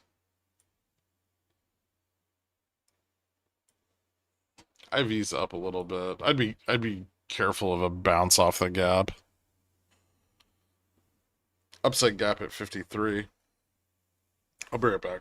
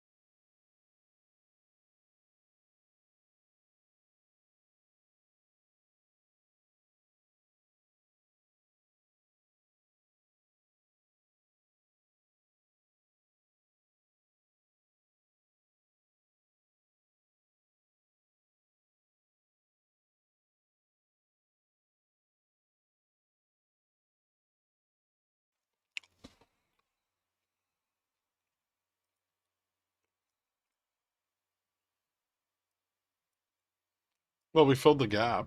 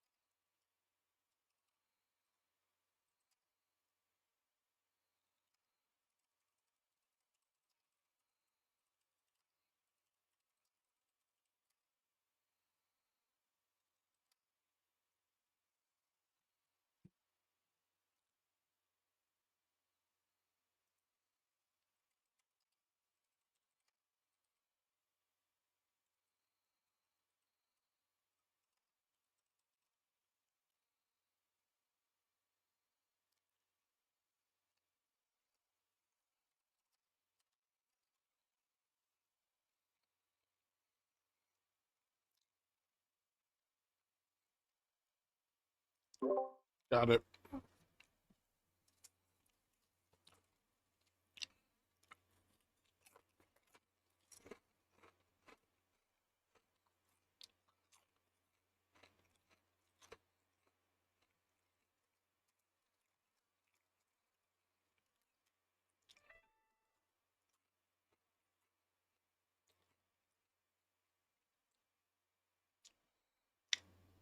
What's the Pi Phi Pony Club?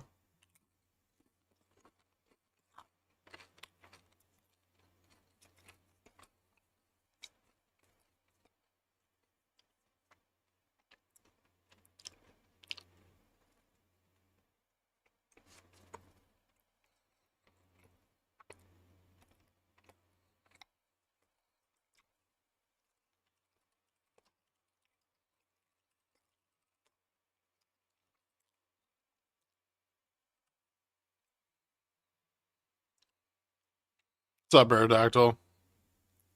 Calm down, Robin your head. It's got higher than 64.54 gap.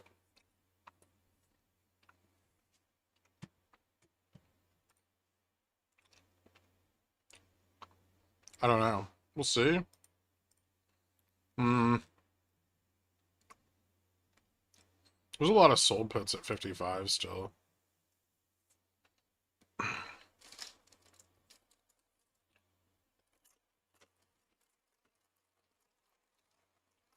I don't know if it matters though. There's resistance at 60. And quite a bit more of it.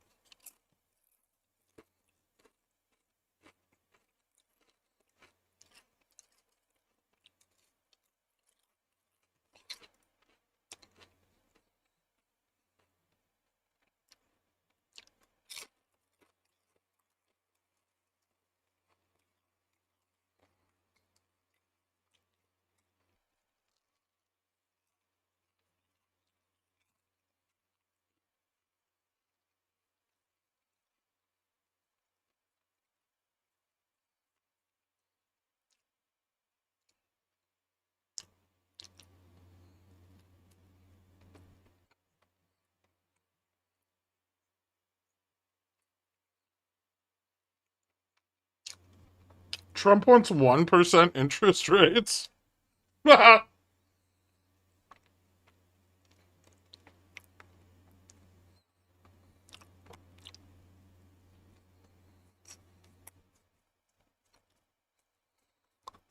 Depends on the PPI print.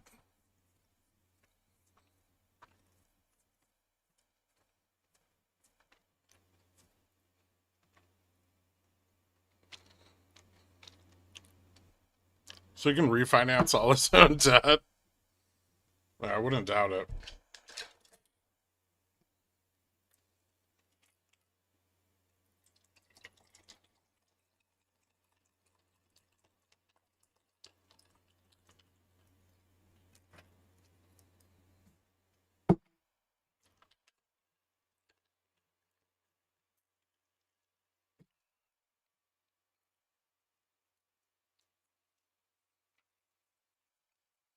He's straddling for PPI? Depends where we close, but probably.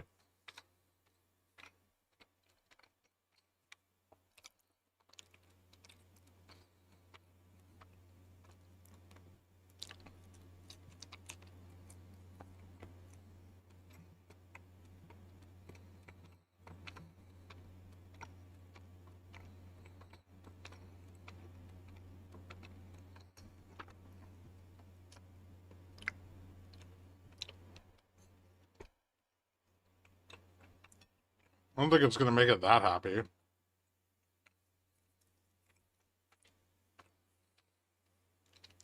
But yeah.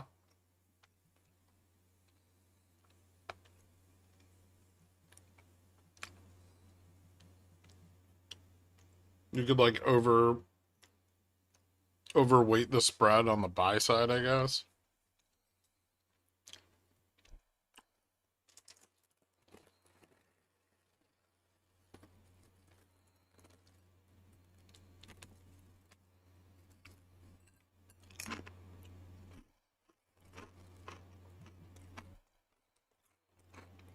I haven't seen the new South Park.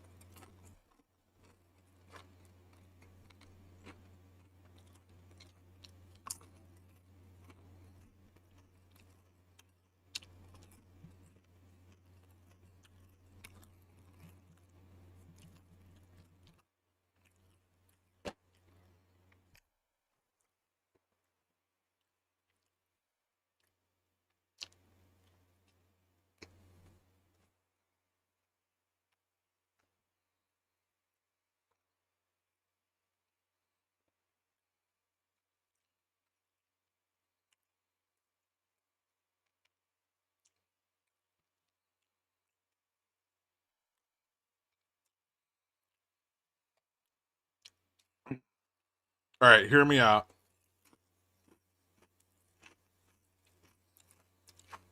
Tinfoil.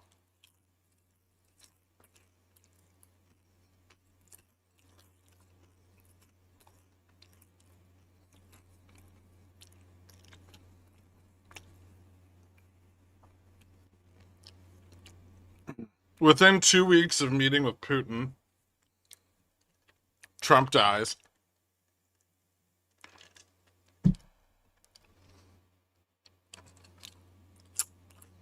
The U.S. is thrown into chaos. Russia goes direct to the EU and offers peaceful terms for an exit for Ukraine. And then China and Russia swoop in and take over for America on the economic world stage.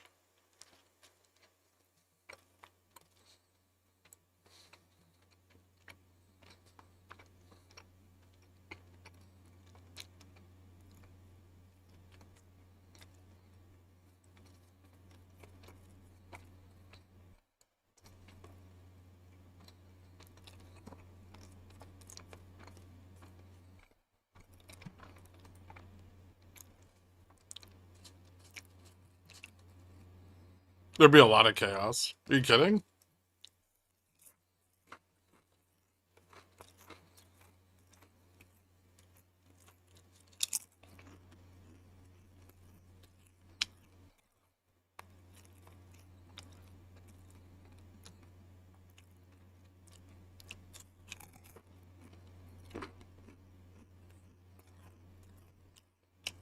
My mom thinks Trump's a cunt too.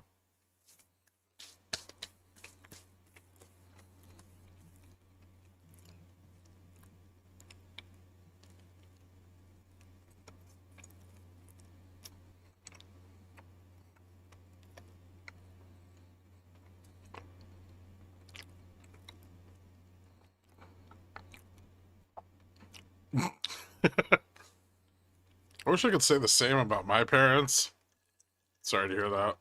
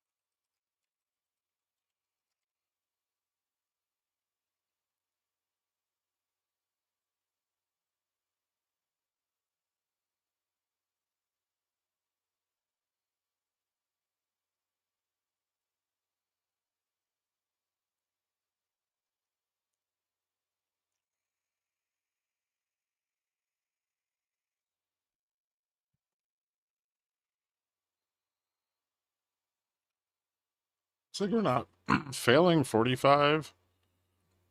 Well, 55 is resistance, which we just kind of rejected off of again. I mean, we could. 55 and 60, both pretty decent resistance. I will say that there are sold puts at 55.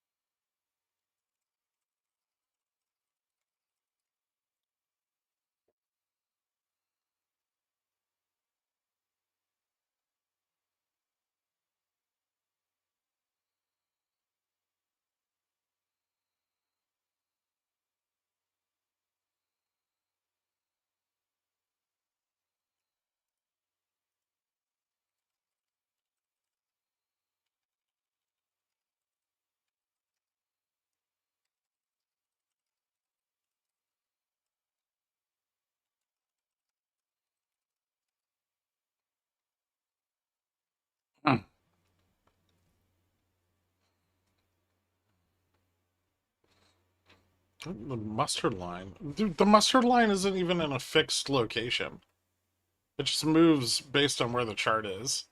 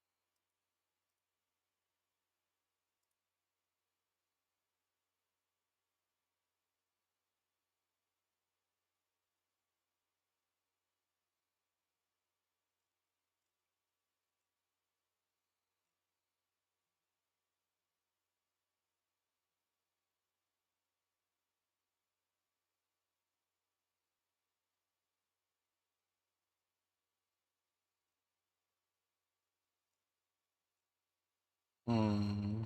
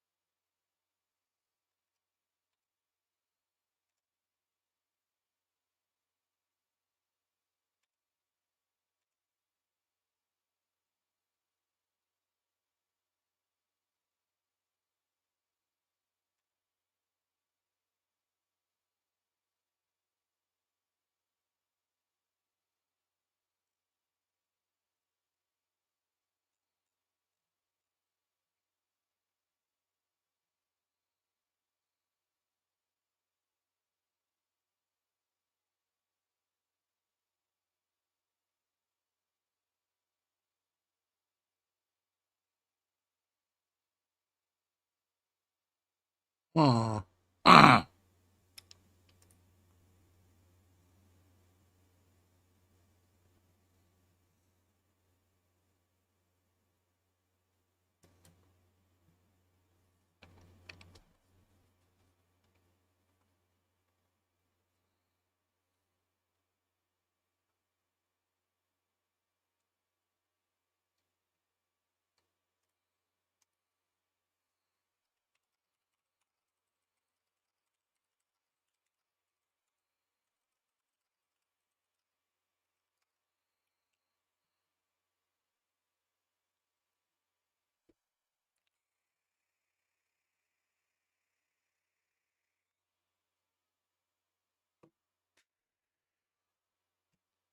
Is the bump in 90 IV call buying? Might be bots at close. Let me look.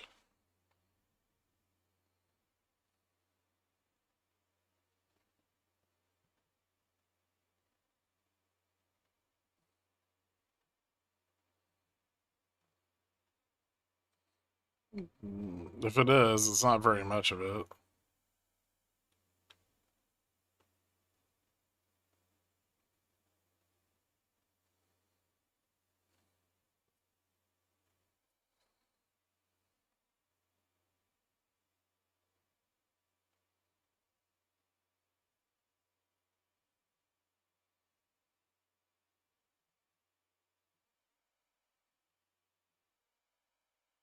How are we looking?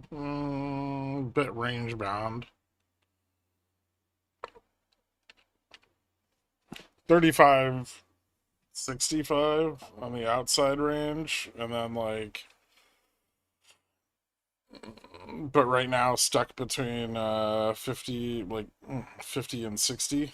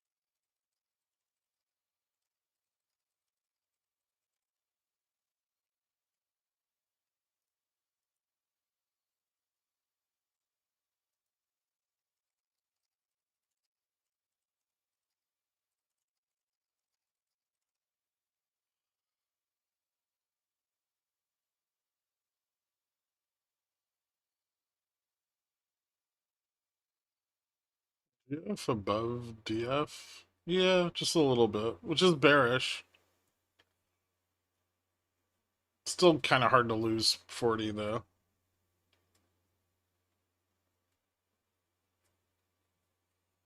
Need vol to pick up for downside range to expand more.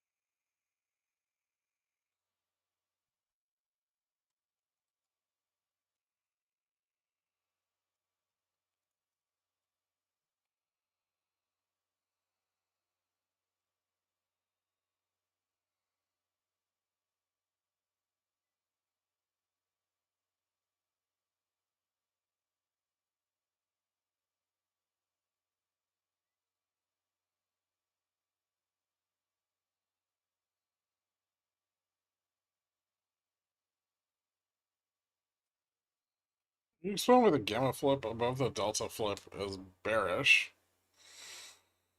It's bearish if, well, it's generally more bearish if price is trading above, but the divergence can become more extreme. It means that gamma's shifting below, shifting down. So like the 0 point for dealer exposure to gamma is pushing down, which generally means that either support is eroding or like out of the money positioning that is holding the neutral point higher is closing. You look like you give top tier hugs. Might.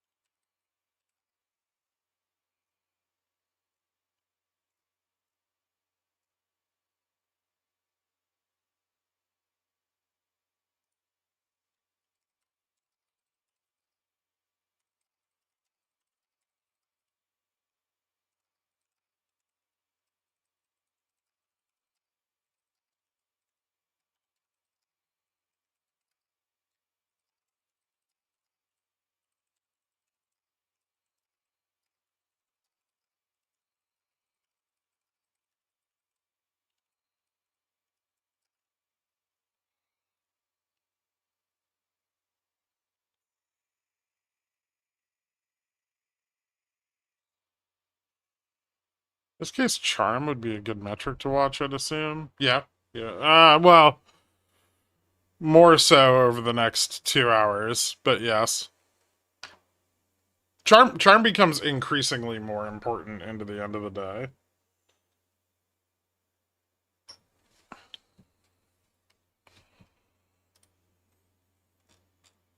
Right now, it's spot. It's a little bit negative.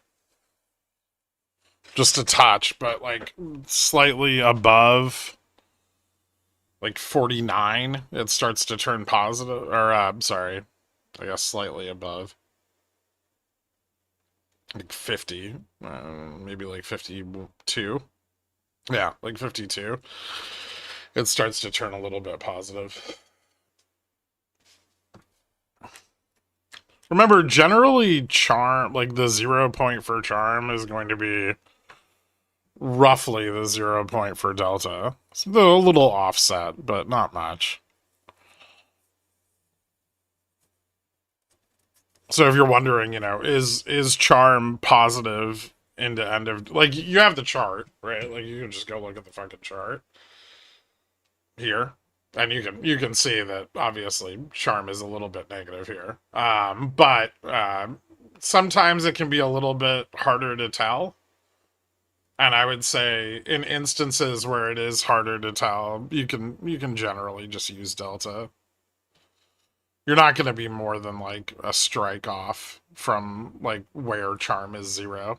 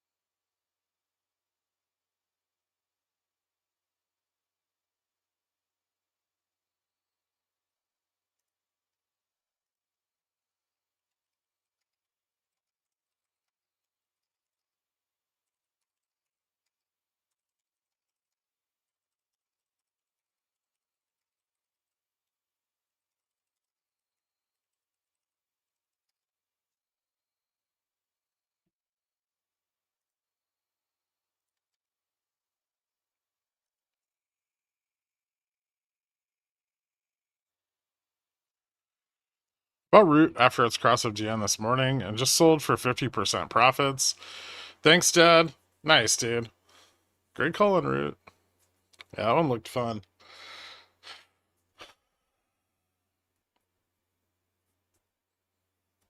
You know what? I used to find that?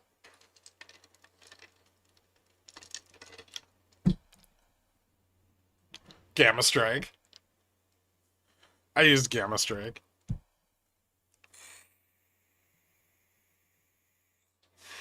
Ew. Classic Pickles Picks trade that prints before I get out of bed.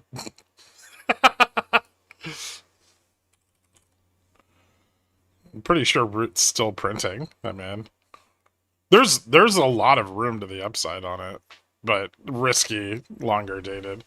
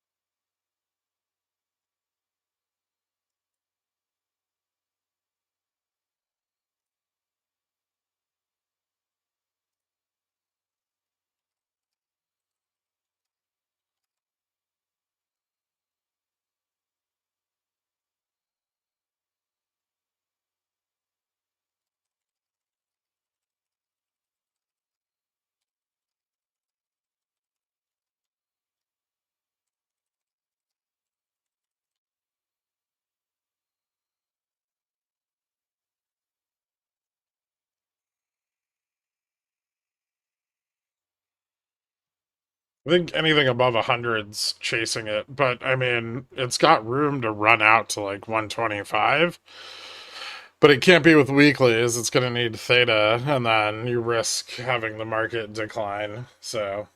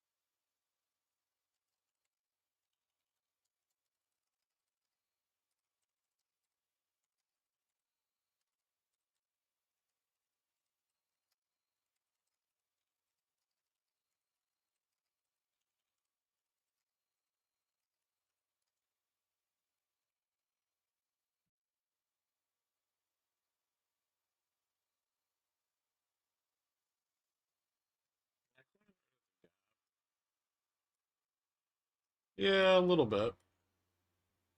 Lower shoulder would be a bit more bearish.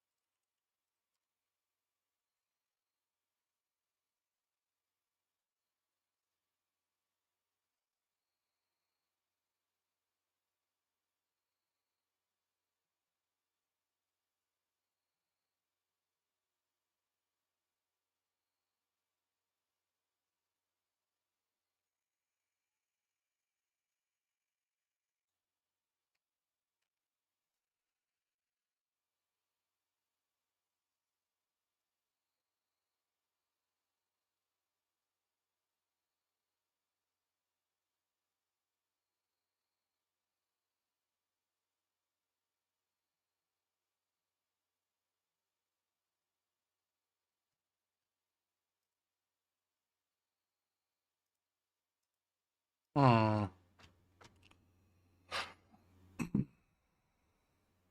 Yeah, root's going pretty well. Wait, can you not see the chart? Oh, I see.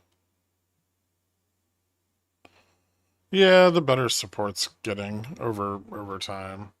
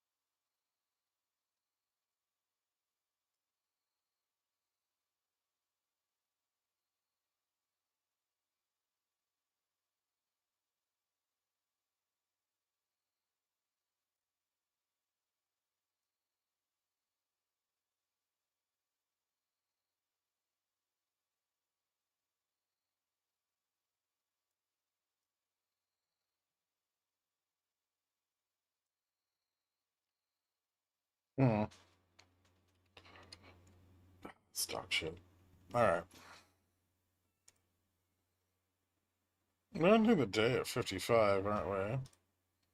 I mean, technically we could push up higher. Like, the upside range is about 80. But we have to squeeze, like, a lot of positioning to get there.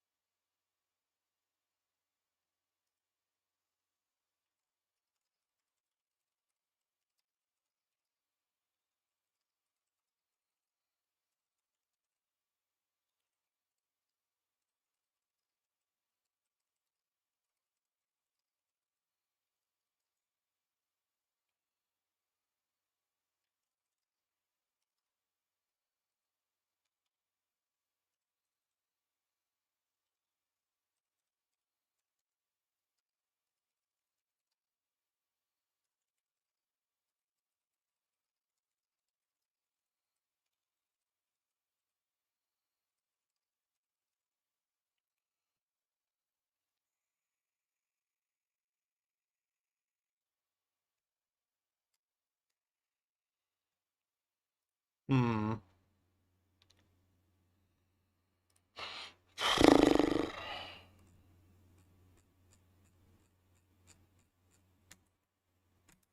Sorry, trying to think about Gamma Strike stuff. I know, I'm being silent. You guys can yell at me if I do that.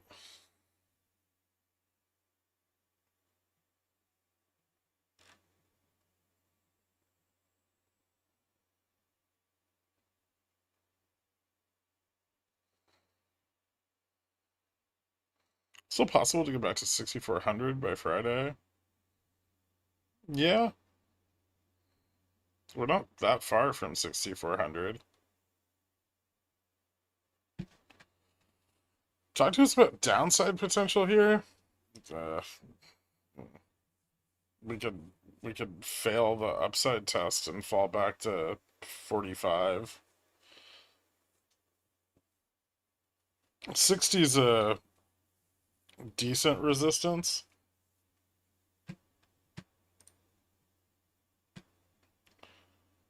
But there's negative delta out to like 70, so technically the upside could squeeze a little.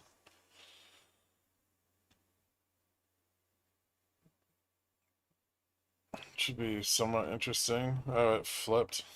Never mind. Still a little.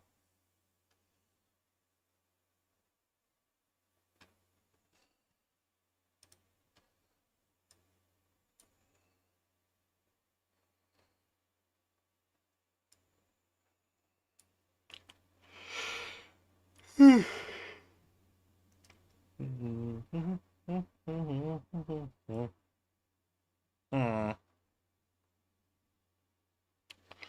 Put call ratio is getting a little bit more bearish.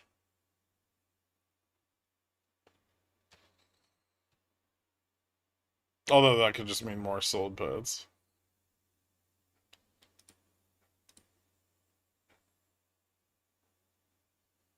Guess we want to look at premiums. Put premium is pretty flat though, so I think it's just bot calls closing. What? What's that tool? I haven't told you about it yet.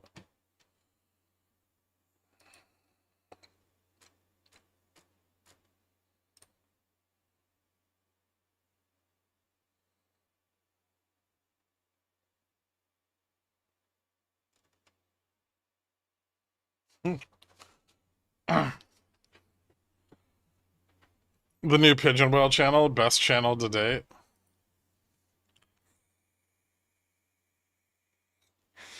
I like it.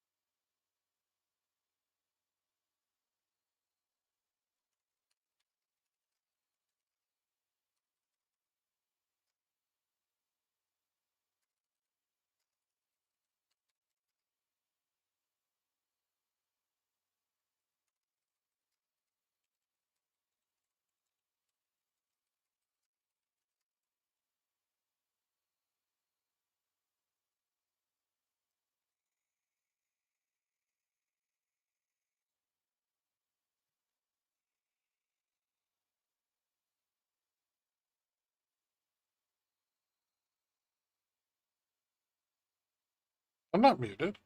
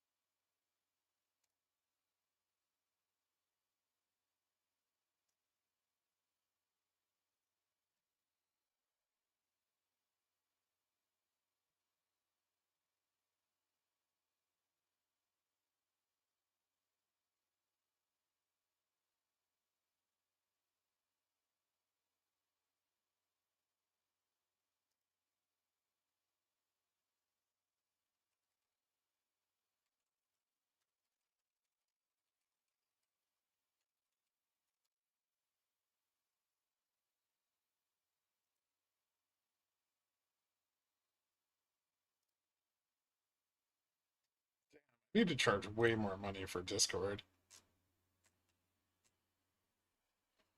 What the fuck?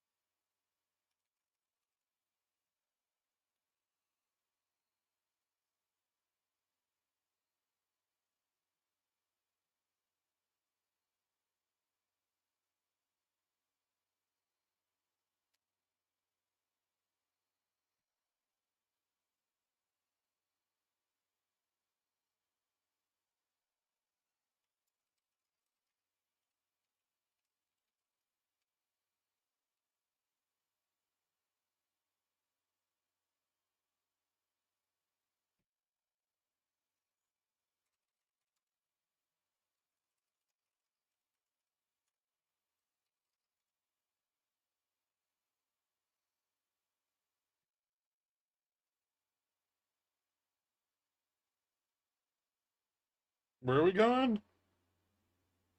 60s resistance. It's not impenetrable.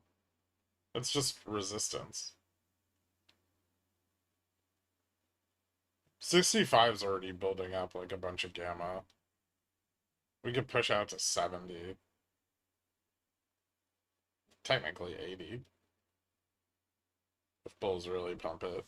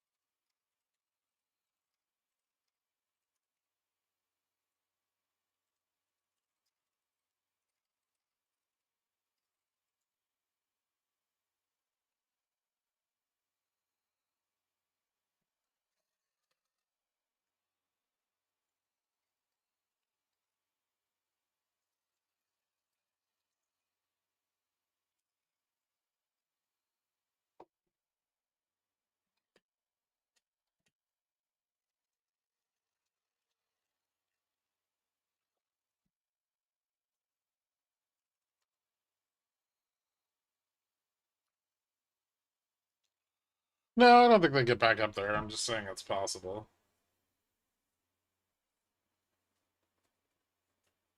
I'm not really sold on any squeeze above 70 right now. There's just a lot of sold puts again.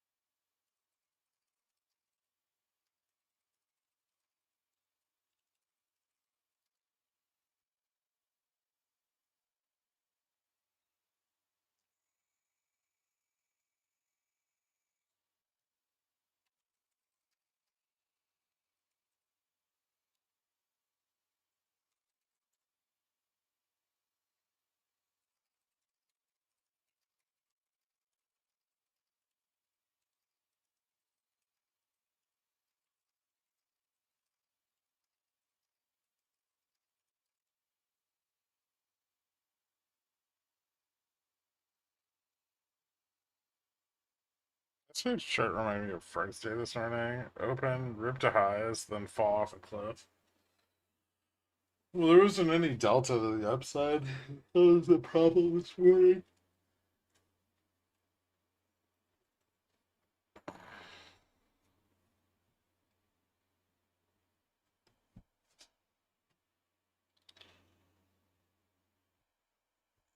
Delta's probably a little bit better out there now. Yeah. Still falls off into 70 though, so not a huge fan of that. But probably keep going up for a little bit here. We've got momentum, got a lot of sold puts. Charms back to being a little bit positive, so those flows are beneficial into end of day. I don't know if they could hit 80, but that is where I think this peaks. So like if we tested 80, I would definitely be considering selling calls. Getting over 60 is the first leg of that.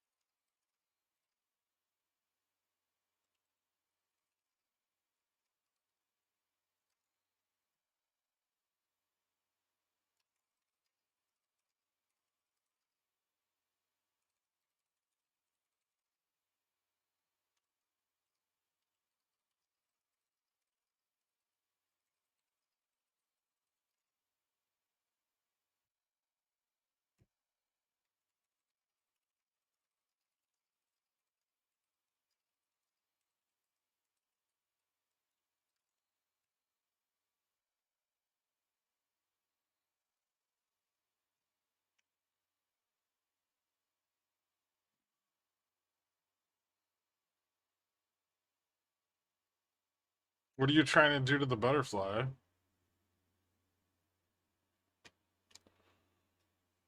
Are you just trying to build one that's not symmetrical?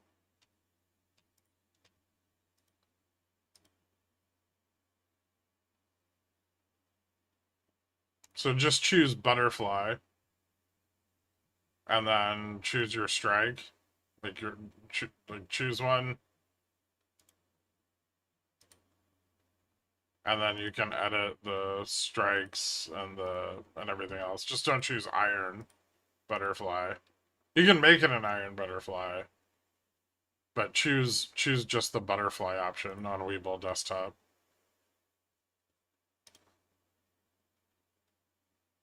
It lets me on 0 DTE, but not 1 DTE? What the fuck? Are you trying to modify the expirations of the legs? That would just be two separate spreads.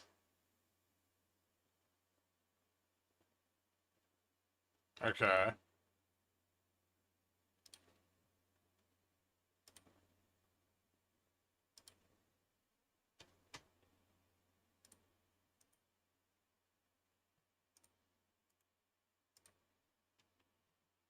I'll just show you.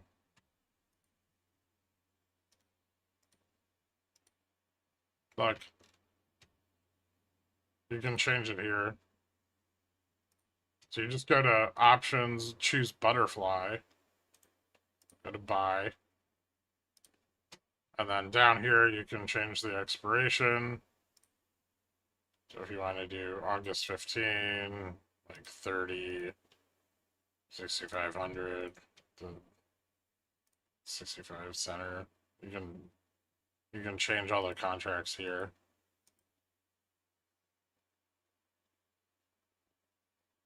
There's what edit button? There's no fucking edit button. Use the order entry tool.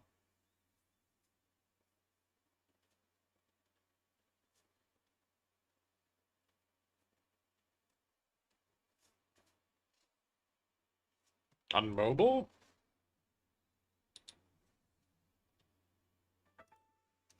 It's usually easier on mobile.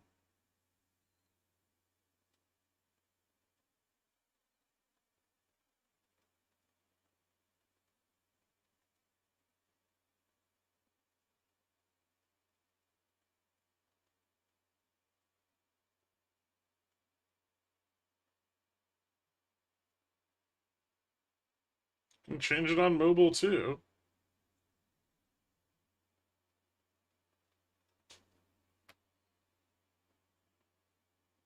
Fuck you on about? What edit button?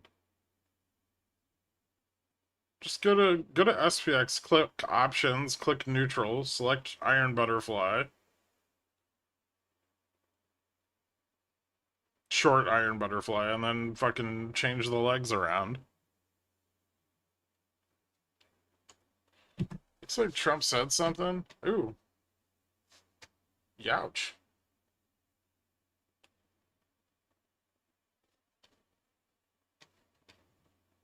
What did he say? Apple readies robots, lifelike Siri, and security tech in AI push. That was a while ago. I don't see anything. Are you sure that wasn't just like someone pulled some positioning?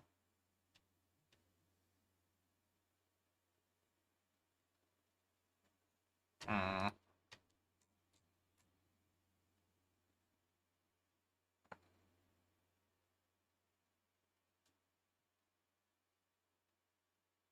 Oh yeah, you might just not have the new version of the app.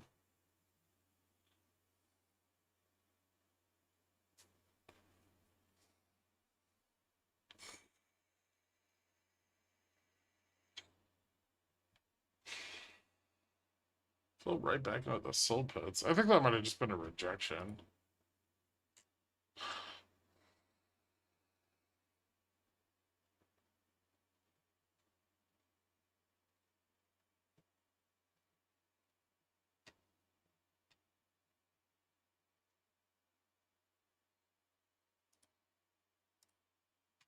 Yeah, maybe some dispersion broke down.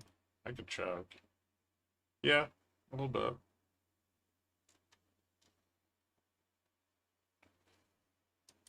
Correlation turned around a bit on that. Yields are down hard today.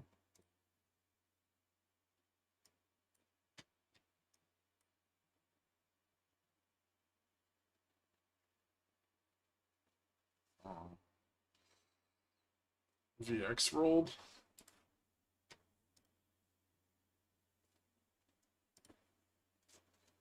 Some apple on me put to me at the end of the day yesterday. Hmm.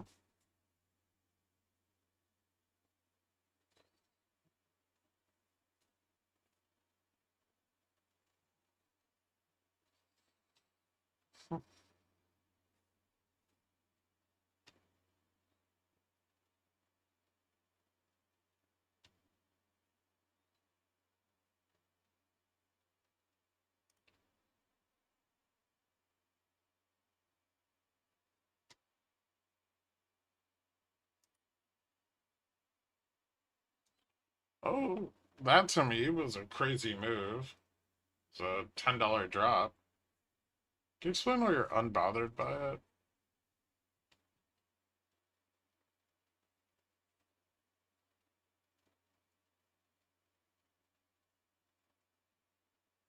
I mean, it's within our like current trading range. we rejected off of resistance and then tested support. I don't know. I mean, there's like, look at the drop off in gamma from like 60 to 55 is, well, I should look at the full day. 60 to 50, well, 60 to 50 is like 130 billion. And 55 doesn't really present any kind of relevant support there.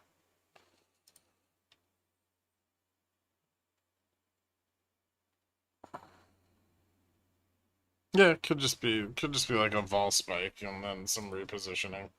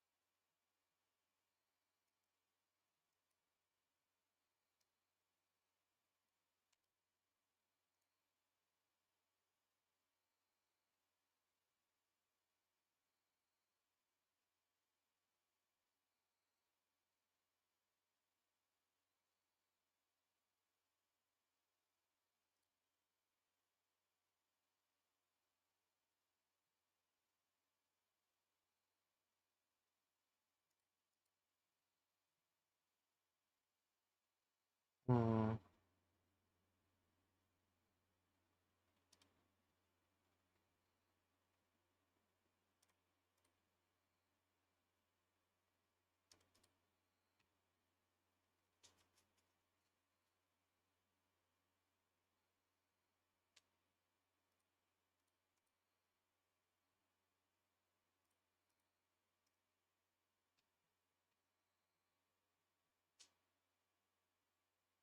Can you get another one of those, please? Probably not. It just led to more put selling. Why would we get two?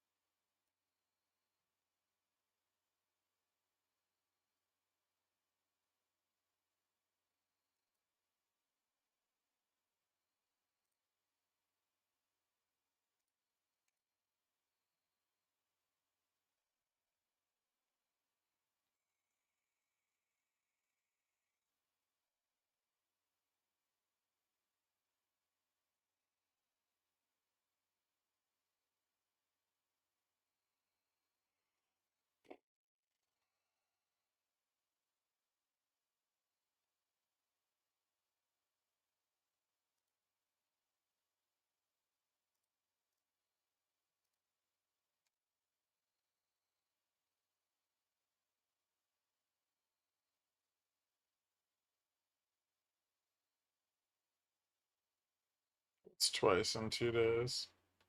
Oh, what were we? Well, yesterday's was on the. Yesterday's was a bit different.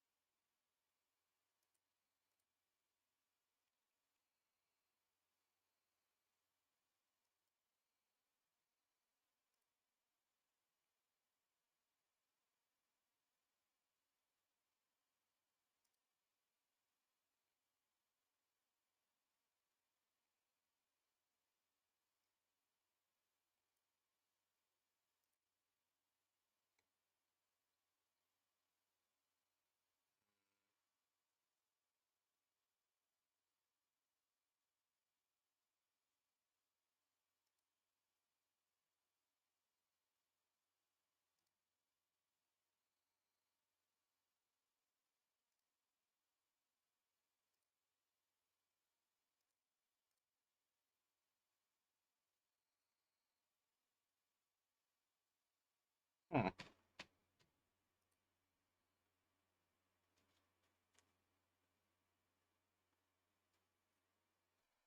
That was a horrific day. That drop did pretty drastically increase the amount of sold puts there.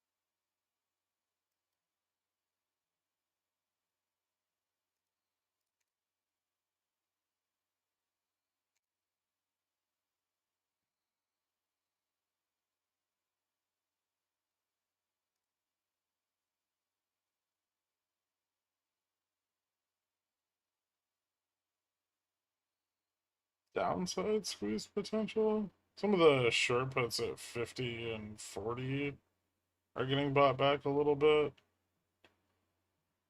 Some of the bot calls are getting sold 55, 60.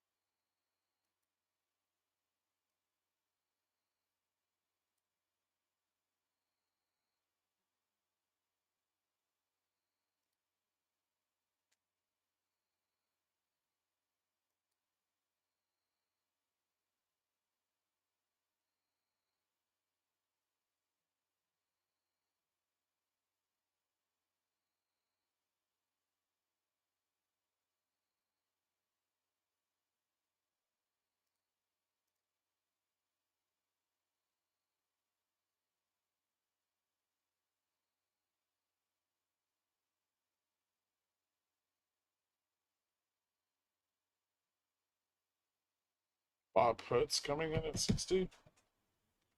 A few.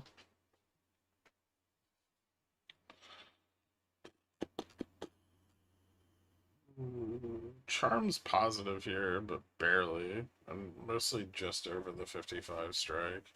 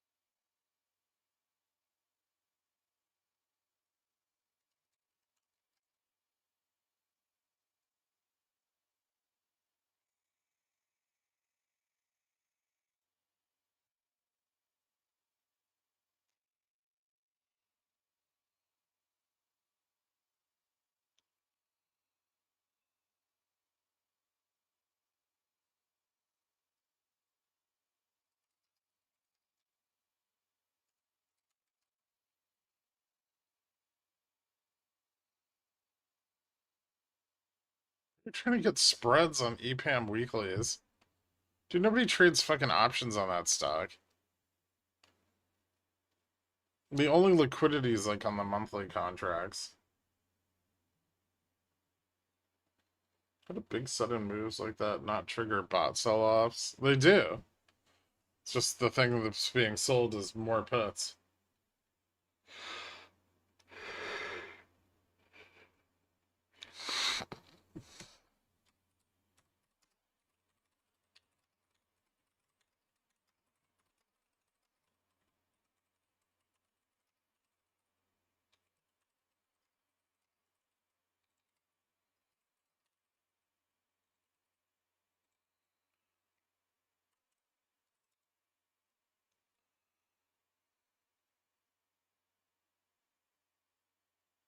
There, what is 60 test? Yeah, we got it.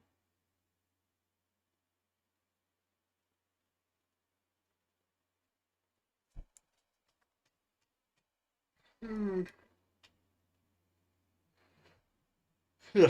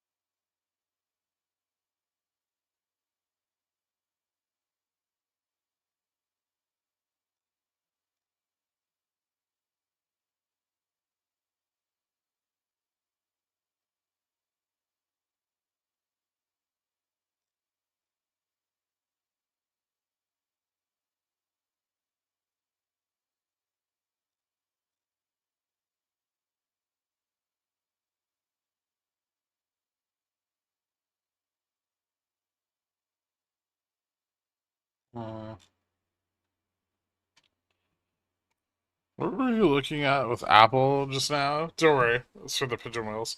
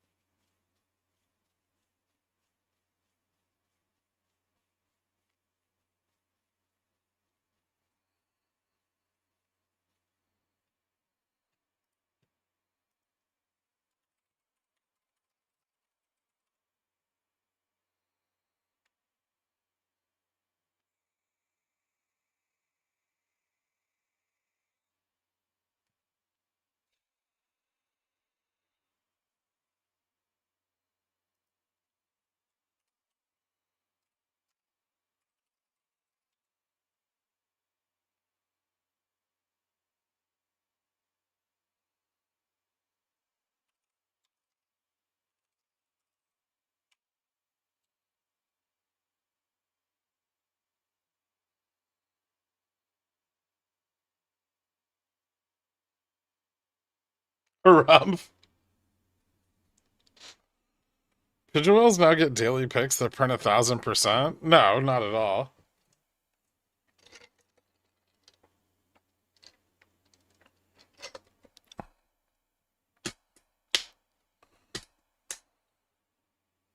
Oh my god, it's actually 2,000%.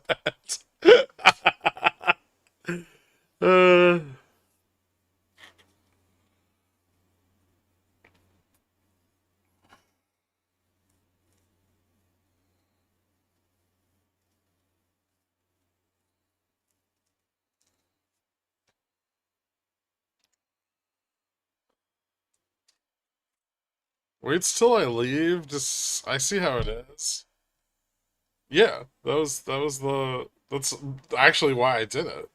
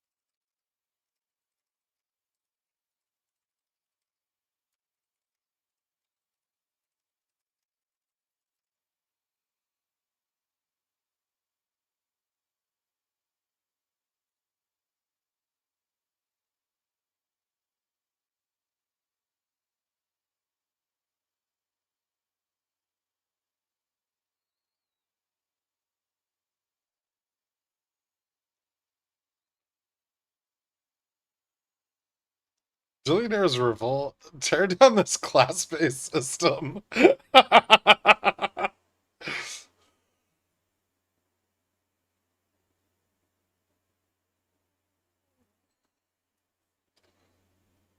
I'm just speed running blowing up pigeon whales. Don't worry about it. You guys couldn't even fathom the margin required on the pigeon whale plays. It's better to pretend they don't exist. Even if you're missing out on 500k a day. Hey, I gave the Dillionaires fucking root last night.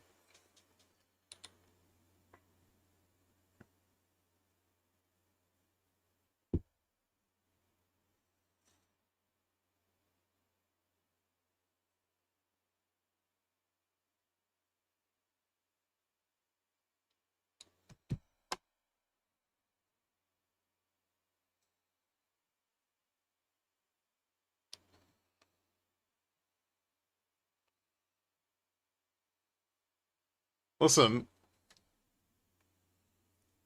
it's just stream of consciousness trades. If you can't manage your risk, that's a you problem, Thunder.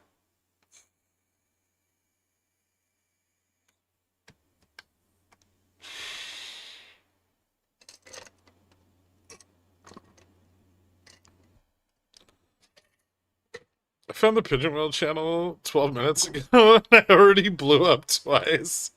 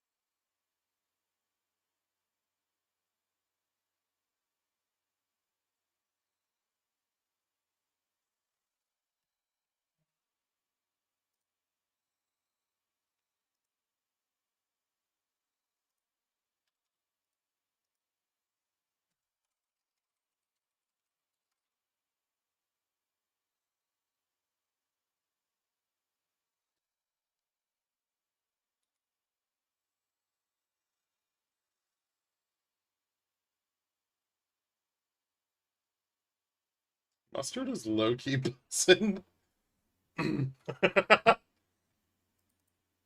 That's not what mustard does, but alright.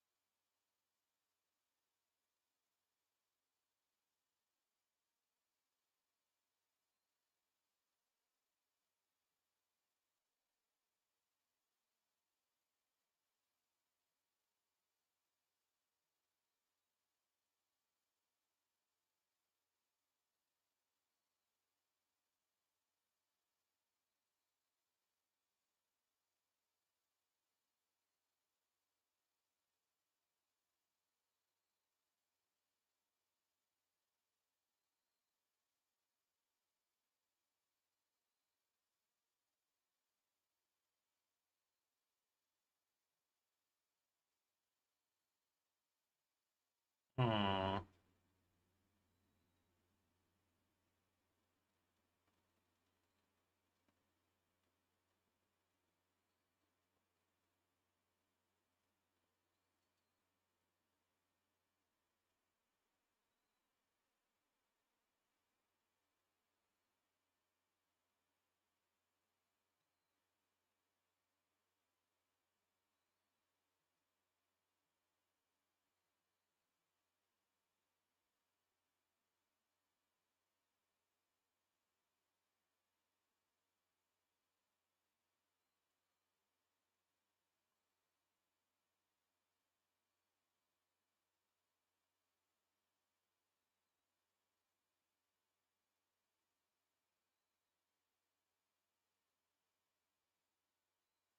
Hmm.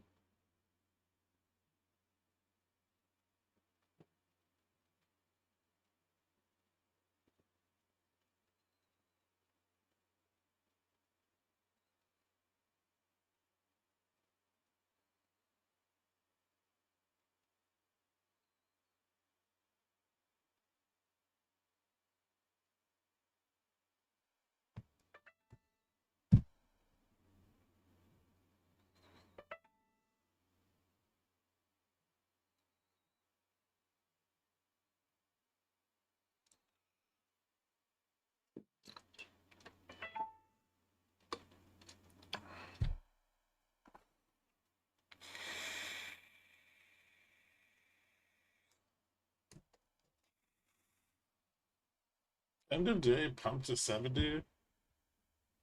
Yeah, they could try for it.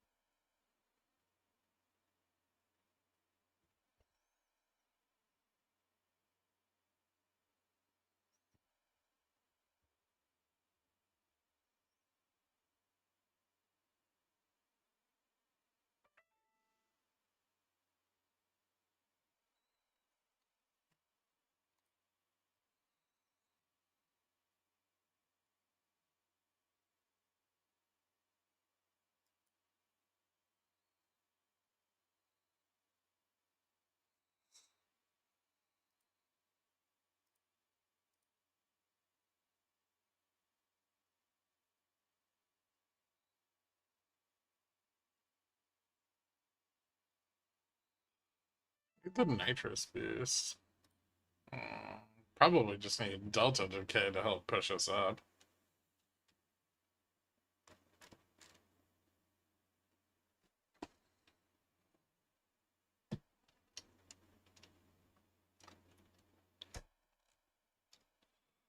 End of day dump to 35. No, that doesn't seem likely.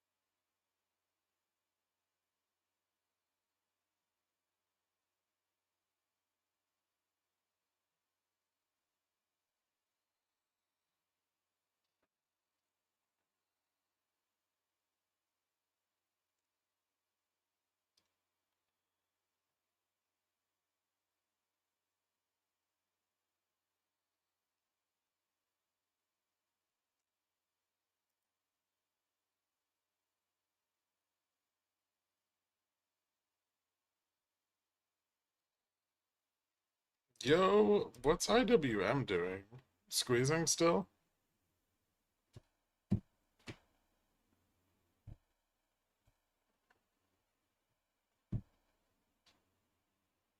Try to increase the risk by entering early.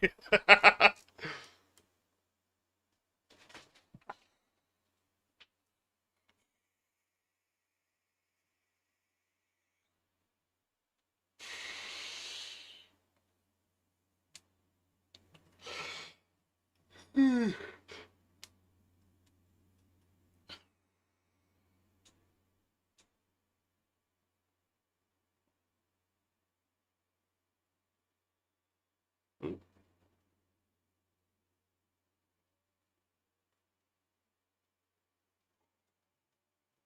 selling off a little.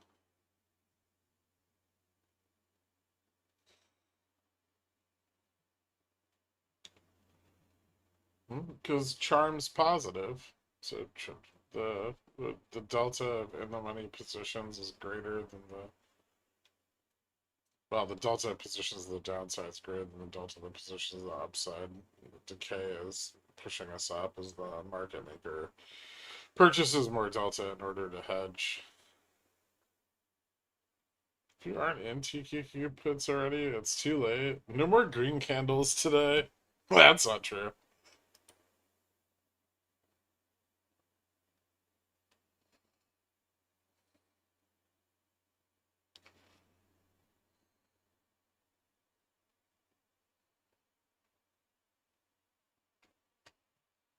Charm. Did you forget about Charm?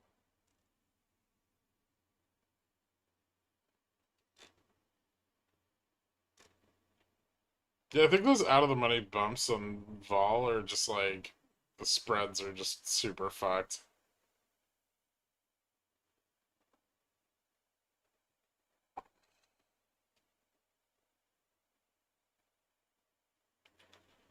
There it goes. Yeah.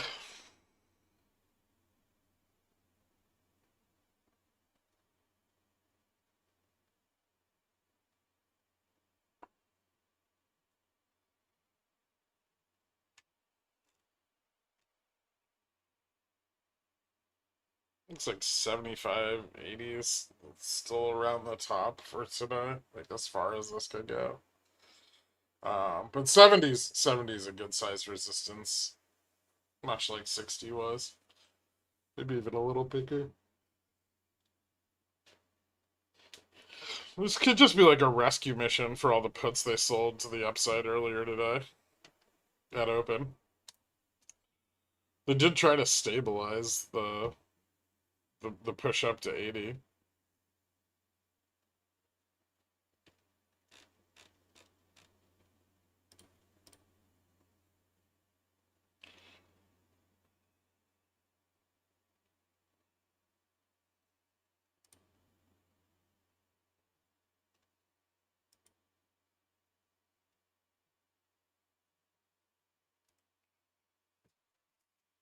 I wonder if Bostic knows why people are using credit cards more to buy things they normally don't buy with credit cards. Because of cashback, because we need the 2% coupon.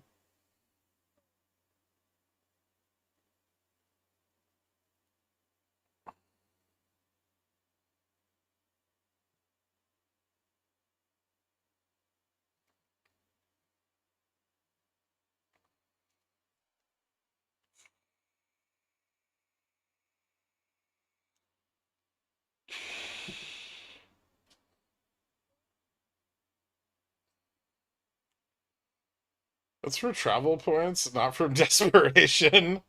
Why would you ever spend cash during, like, the course of a month? I don't even understand that.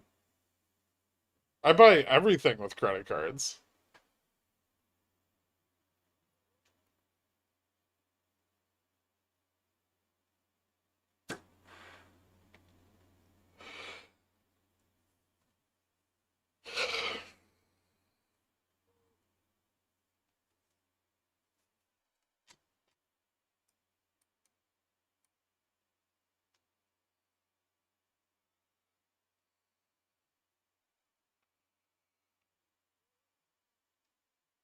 I don't need to pay strippers.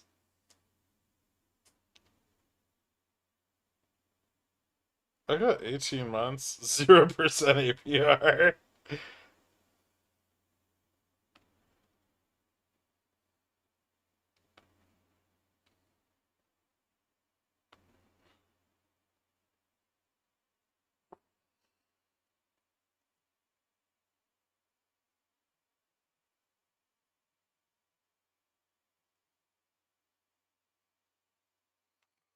My manga aunt still has a 1% APR Visa that she opened in like 88 and still acts like that's just something you can get with good credit.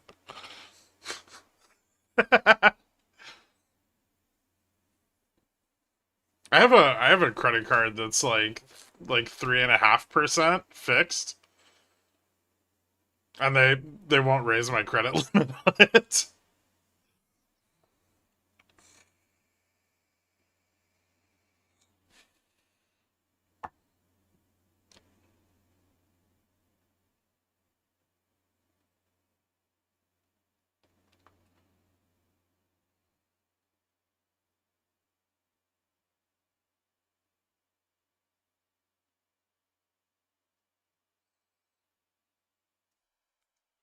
Oh, I want one. No, you don't.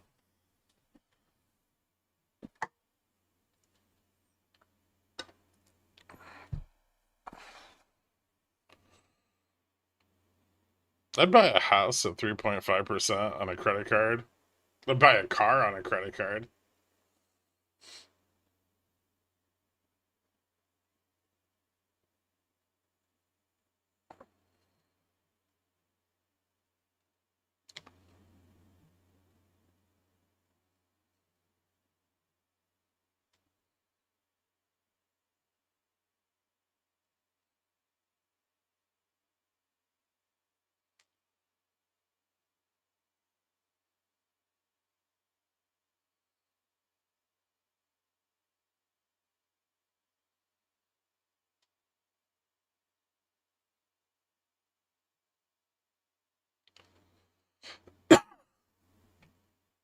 MX Black enters the room.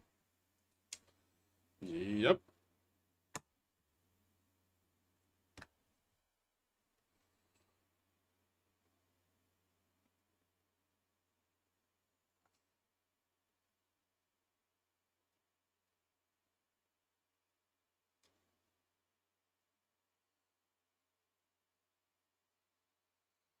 If they hold 60, they can push back up, right? I mean, it's probably not good that they're getting profit taking at every level above 60, and then also sometimes at 60, but yeah, getting support here would probably be bullish. It's not a very like strong support. I'm holding my TQQ Cupids. Okay. You know for how long?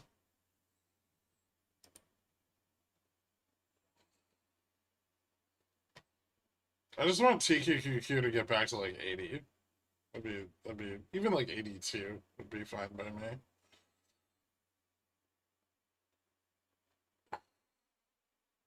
Yeah, they keep offering me the Sapphire card, but I heard it got like shitty. You don't, yeah, you don't want the black card. It's a fucking waste of money.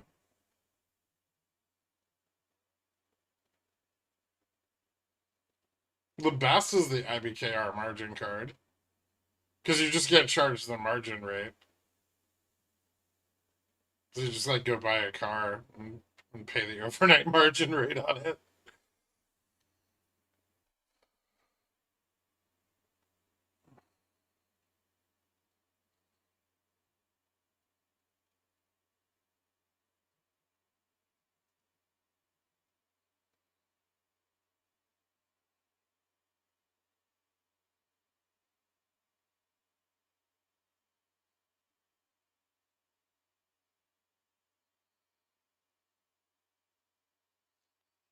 Credit card perks are generally cyclical.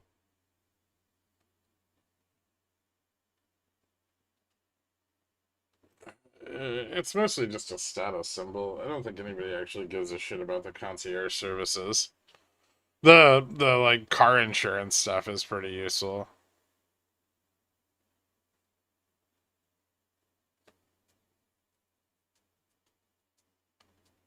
The dealer wouldn't let me put my car on the card. Maybe like 5K deposit, but not the whole thing. Big sad. Just tell them you'll pay them the 3% transaction fee. Or you'll cover half the transaction fee. That's the only reason they don't want to do it.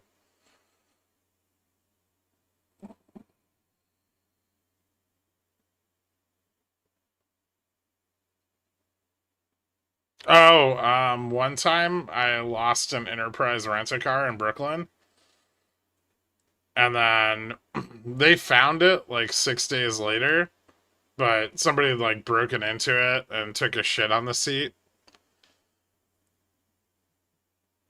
And they ripped like all the hubcaps and tires off of it, stabbed it a bunch. Um, and like Amex just handled that. So, well, I was drunk and I couldn't find it. So I took a train home.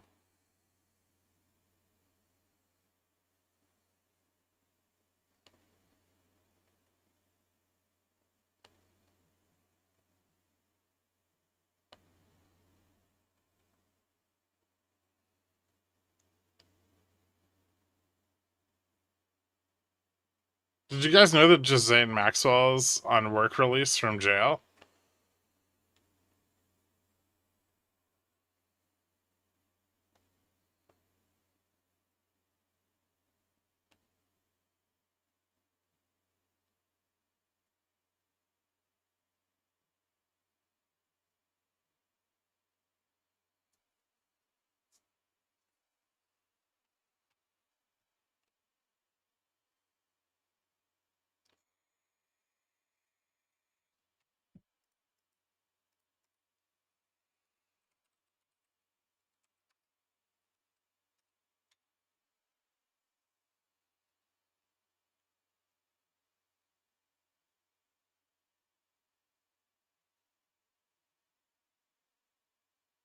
Is she working for the Trump administration?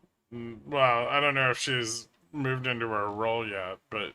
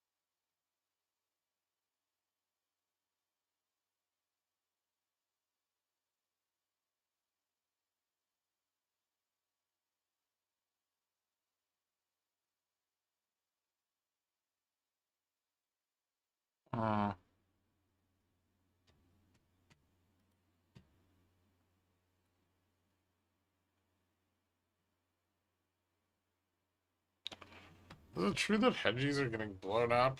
Hedge funds have been short covering since like the beginning of June, or well, beginning of July, like the gap up into July. institutions are still massively net short, and they have not covered much, if any at all.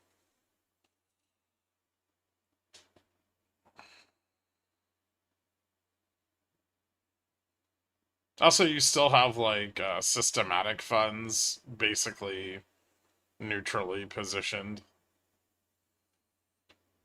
So it is true that a lot of this pump from the April lows has not been driven by entirely financial professionals. I've been standing all day because of how much sitting hurts my hips, and now my feet just hurt. You gotta get my chair, dude. What are you doing? Do you need a link?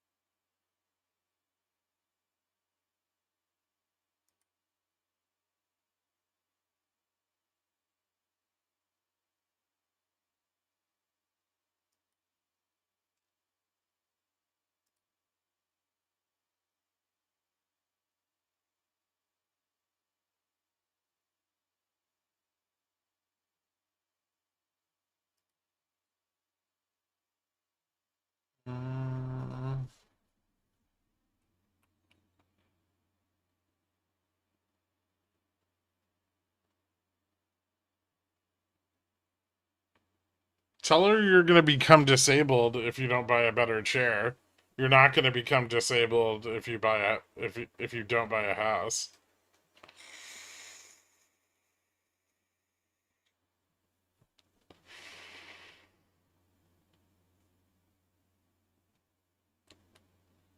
End of day prediction.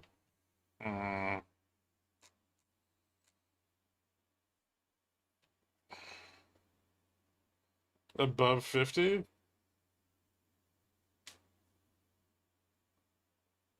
Below 75.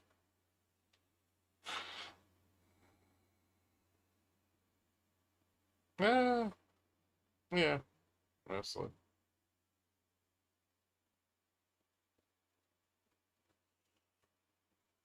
Probably somewhere between like 55 and 70, but or 55 and 65. But I wonder, we might have enough time for like some puts to capitulate here, which could give us the lower test.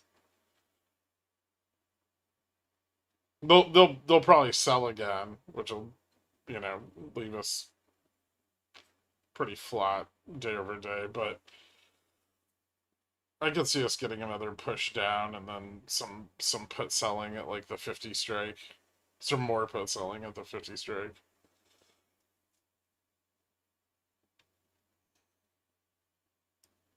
We could do a little dumpy on gamma here.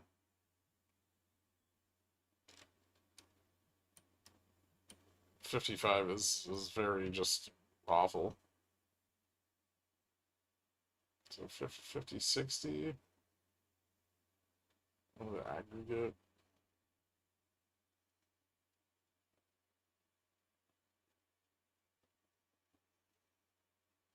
I think everyone's just short strangling the fuck out of this.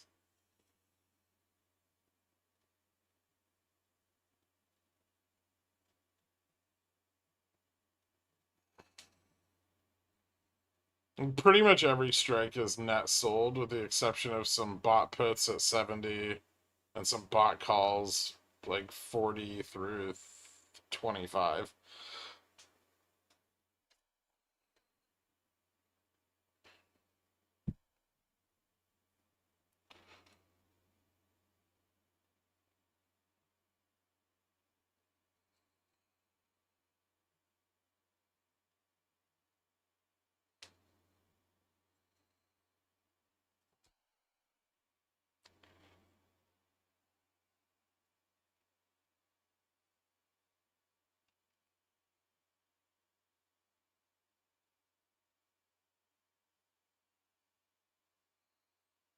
Some calls being bought back 65.70.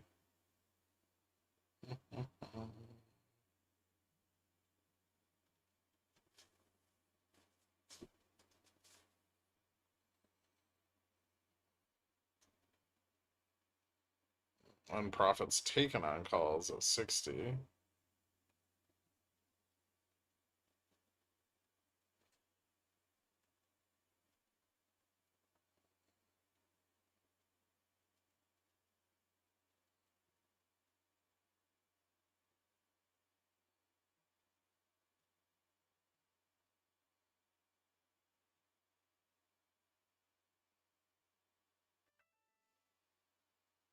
Hmm.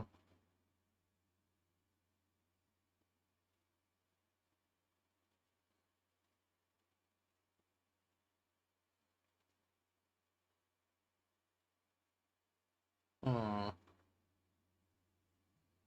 Okay, price is still moving. I think. Is that frozen? No. What the fuck?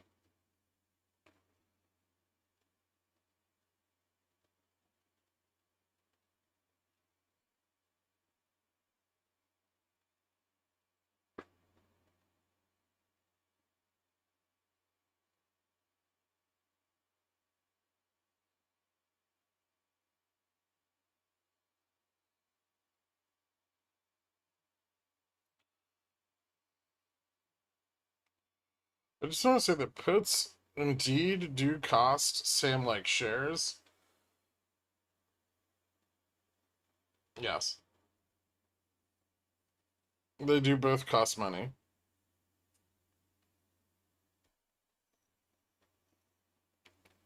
I knew I should have just stayed in bed today. You know, I was awake, like right at market open. Just watching you guys in the chat. Trading stuff.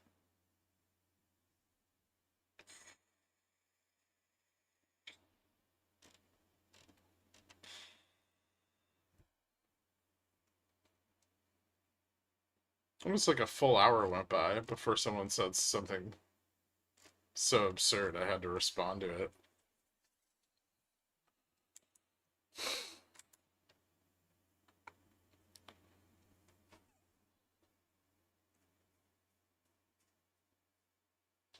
I still can't believe you hand wash your dishes.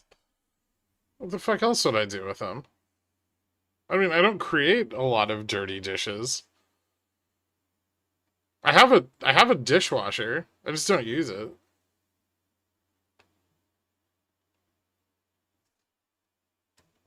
I'm not a billionaire. It was not absurd. Dishwashers were invented for a reason. What?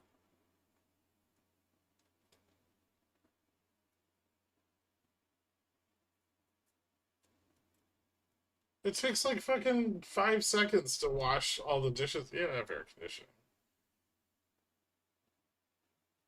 I don't care about the water. It's free. Why would I give a shit?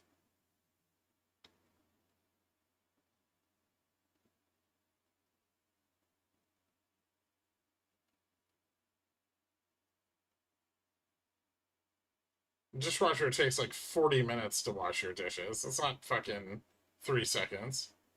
Oh. That's it. You're arguing for. Never mind.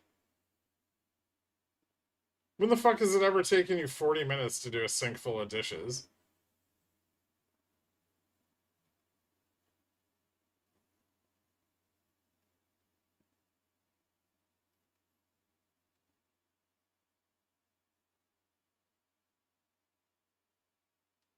Yeah, but you got like a countertop dishwasher. Which means, first of all, it's not even going to hold a sink full of dishes. Second of all, you're going to have to basically clean the fucking dishes before you put them in it anyway. So you're already going to do 90% of the work before you have it, what? I mean, basically just sanitize your plates.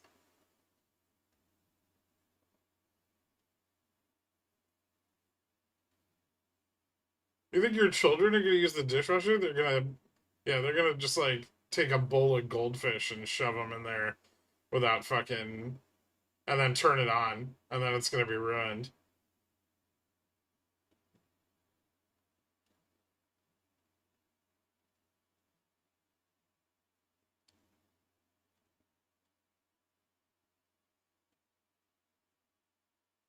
You know what I miss about California? Garbage disposals. Those things are the best. They don't ever have them here. You just have like those little screens that keep the garbage from going down your drain. I want the garbage to go down the drain.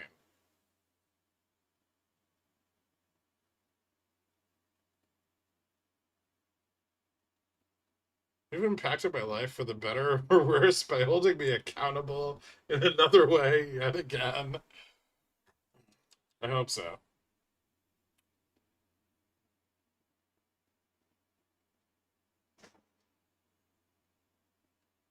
Just do what my parents did and make your kids do the dishes. You don't need a dishwasher for that.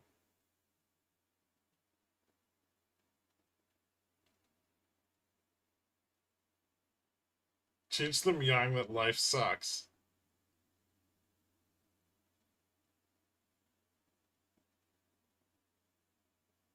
And then if they get diarrhea, yell at them.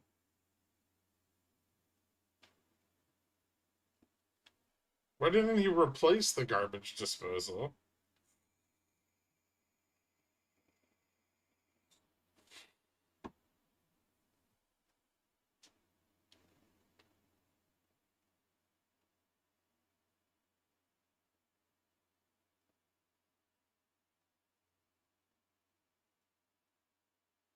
My stepdad would, like, if I didn't do the dishes right, he would just put them all back in the sink and then dump dirty food on top of them.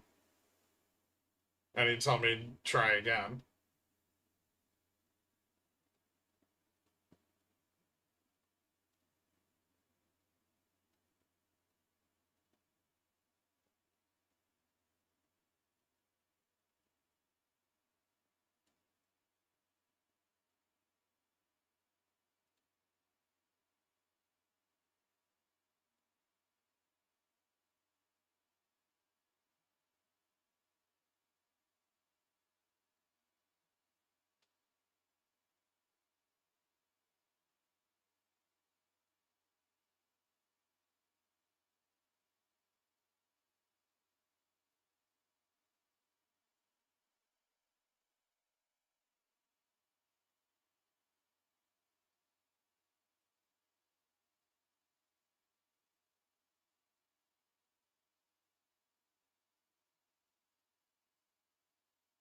That's like what my father would do when I was a kid. The thing was, like, if he did the dishes, he did do them and he did them right.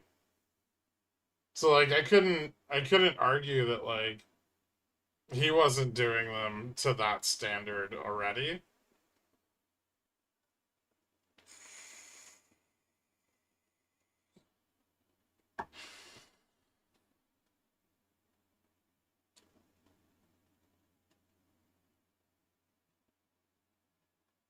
I think your husband might just have like some sort of mental illness.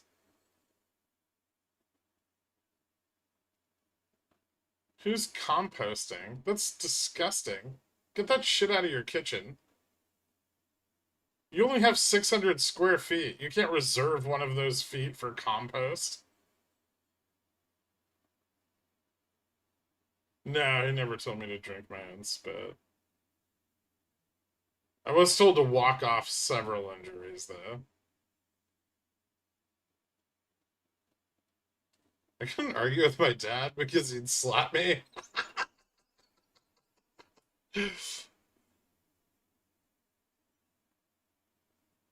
Well, look what happens to the children that don't get slapped. We've got Gen Z. Or, well, just broadly slapped less.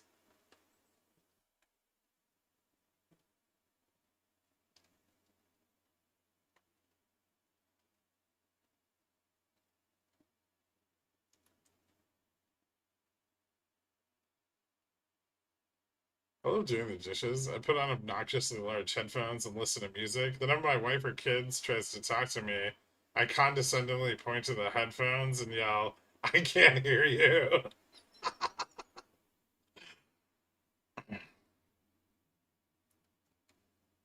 What if maybe we could start programs where like you could take your child somewhere and someone else beats them for you, and then you just get them back afterwards.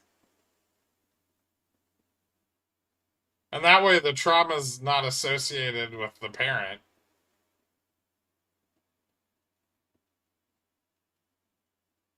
Like a service.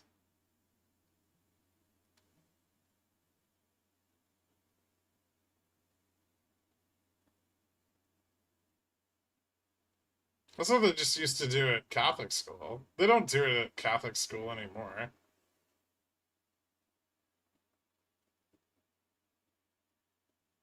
Is that where they come and like take your kid away in the middle of the night?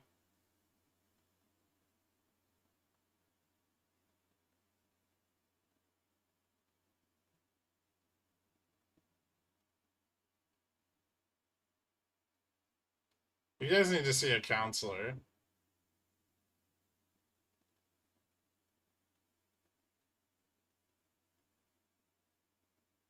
Like black sites in Bulgaria.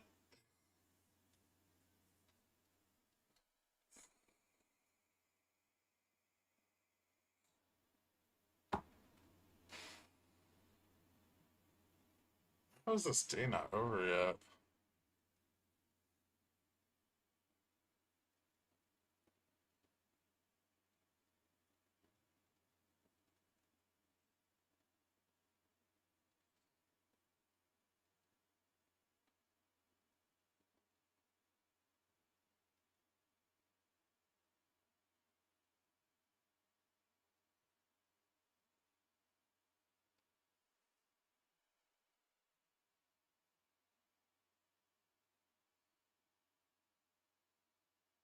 I say slaps the service.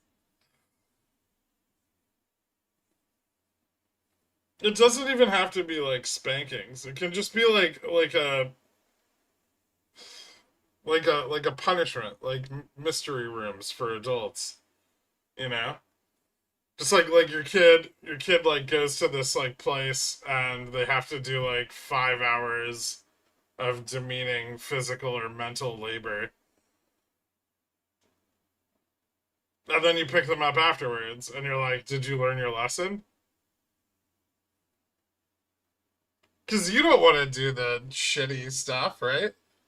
Like, you don't want to just sit there and like fucking like you also like if you pick some chore or task for them to do as a punishment, then you have to like make sure they do it. Fuck that.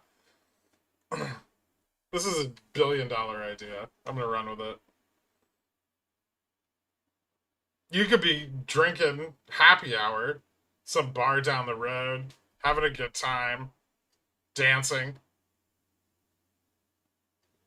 Some company makes sure that your kid does whatever awful task you've chosen as their punishment, and then when it's over, you go get them.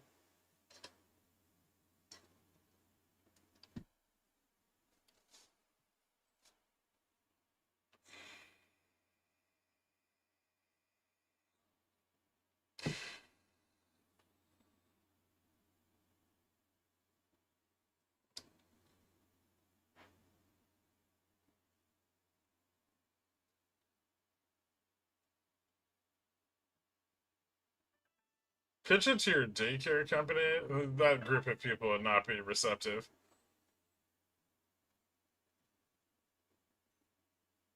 Slap AI in there and it's a $1 trillion company. Well, that's how you get the funding.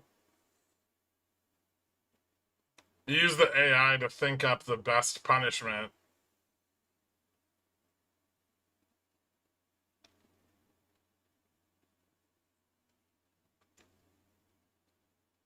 No, it's not military school. It's like an escape room, except you have to complete like some shitty task to get out of the room.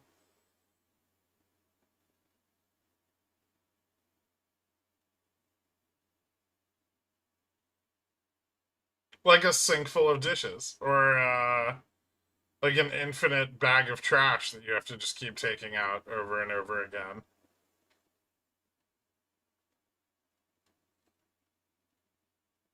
That's just an escape room.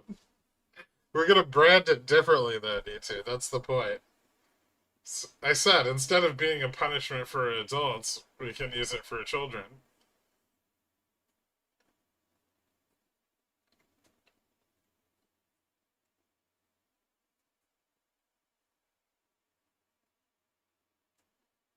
You can take your child to the local learn your lesson center and have them deprogrammed from their bad behavior.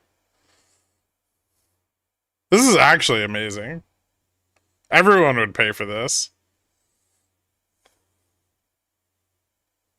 You can't punch the children. Jesus Christ, gray pubes.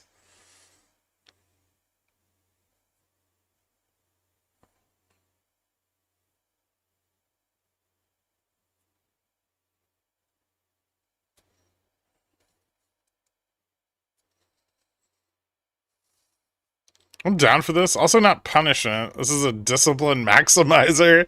Sure.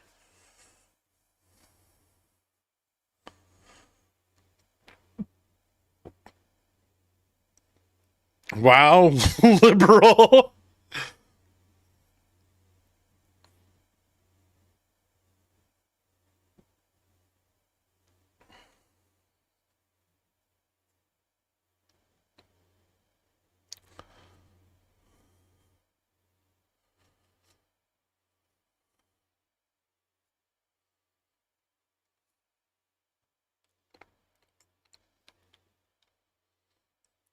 I just got back. Are we exploring kinks or something? No. We're trying to think of how to create a service that removes the responsibility of discipline from the parent,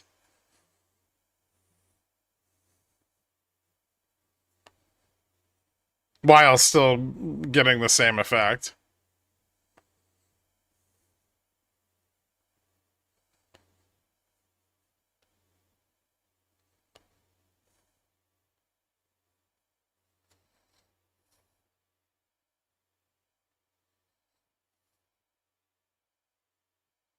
Boarding school is expensive, though.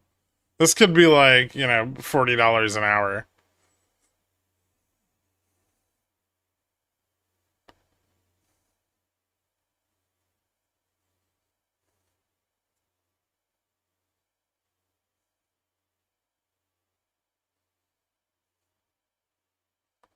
This would sell in conservative states.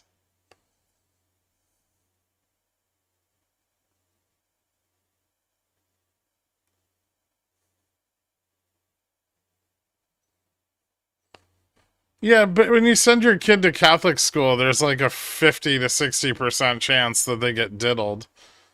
You don't want any kitty diddling. This isn't the Trump administration.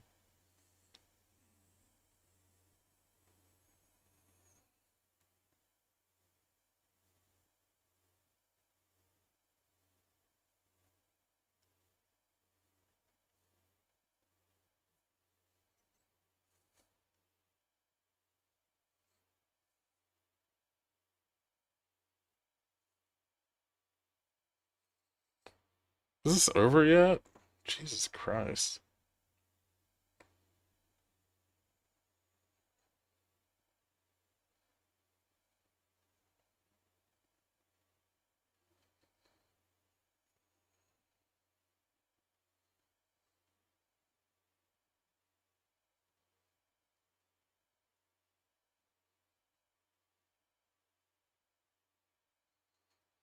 Dang.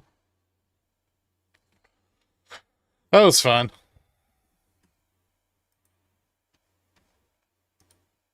Do I even want to do an end of day wrap up?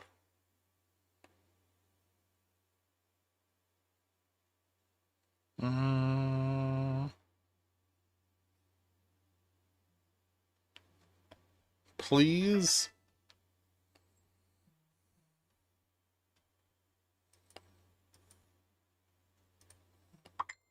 Fuck. It's so polite. Alright, fine.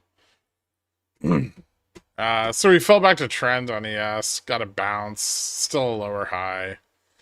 See what happens with that in the overnight, but we have PPI tomorrow morning, which is, currently priced at being rather soft, but I don't know, maybe if it's hot, it doesn't even matter, because Trump's just going to cook the books next month, and so maybe inflation's just irrelevant now. I guess we'll find out.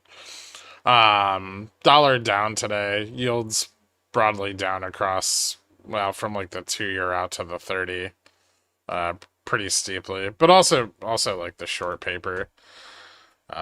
Correlation up, almost back near like the July 30th high on the 1-month correlation. So still a lot of dispersion. 3-month correlation, well over that level. So we are seeing short vol move in further out on the chain. Commodities, I guess not really doing anything super fun today. Silver's up a bunch. Oil down a little. Boring. Bond volatility continues to drop. I think it's at the lowest levels in several years now. Bond volatility at the lowest level since like Jan of 2022, which is right about where we were before the Fed cut rates or raised rates. Carry trade leverage falling off on the top and the back end. Forward yield on volatility is just fucked up because VX contract rolled last night, but that'll right itself. Probably still somewhere around like -7%. I don't know how to get the contract roll out of that, and it doesn't matter. Out of the money put demand had picked up a little bit yesterday. I don't think we got a lot more of that today. A little bit of a push out, but breadth is still fairly narrow. Ooh, interesting. Correlation with VIX, cash VIX. Pretty flat today. So not a lot of vol shorting, surprisingly. Kind of leveling out. Be interesting to see if that starts to turn up into the back half of the week. Today's the first day of SLD, but it continues out into Monday. Fed fund futures pricing in more rate cuts across the board. So Jan, March, June, all moving up. A little bit closer to like their July highs. Almost 2 rate cuts priced in by the end of 2025, and then 2 more cuts getting priced into the first half of 2024. Bear steepener, pretty flat. So not really a lot of steepening. And we broke out above the 2022 trend, which we tested yesterday, but pretty flat on the day. So yeah, this could still fail. I guess we'll see what happens with that tomorrow.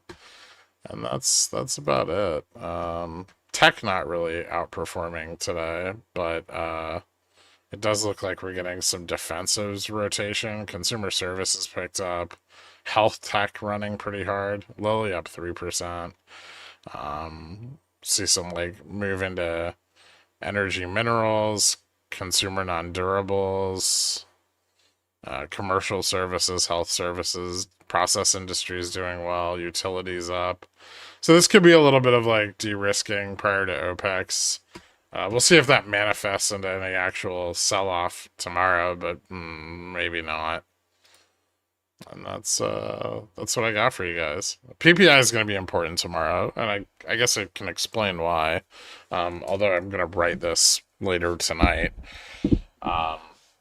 Currently, CPI is up.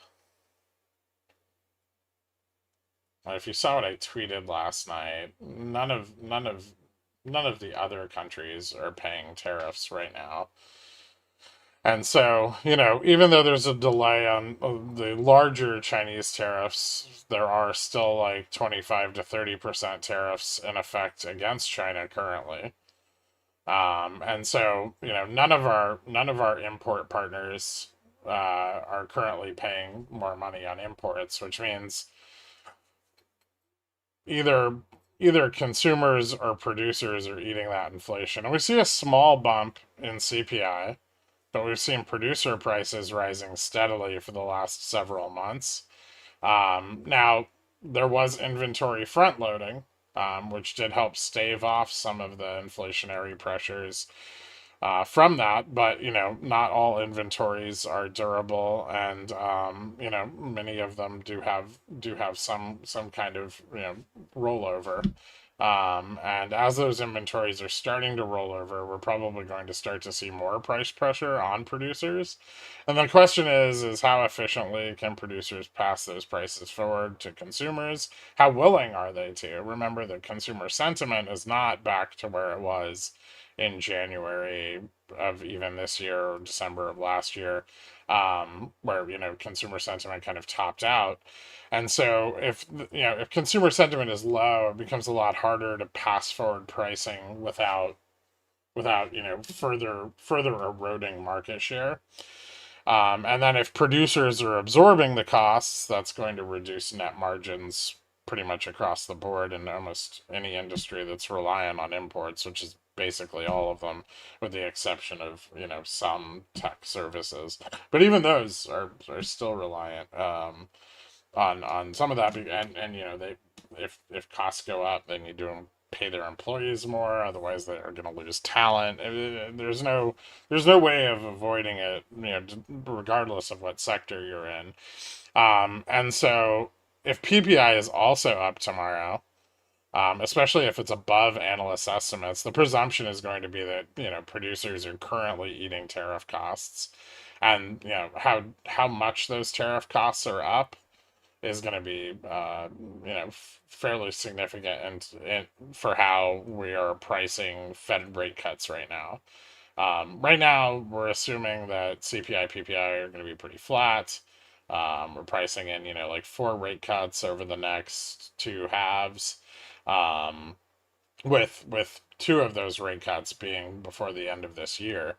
And if we're getting a pretty persistent uptrend in producer pricing, then margins are going to have to contract, and equities are going to need to be repriced, as are Fed fund futures, because despite the slight weakness observed in the labor market,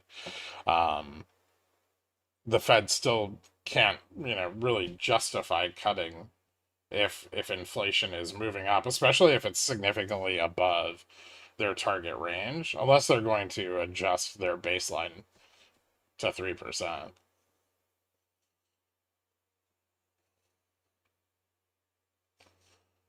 So I think the PPI print is pretty important. I think we're kind of, yesterday and today, I think we're just kind of climbing the wall of worry into that print.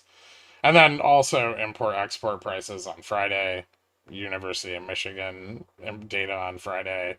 We've got event vol, which also, creates a little bit of risk.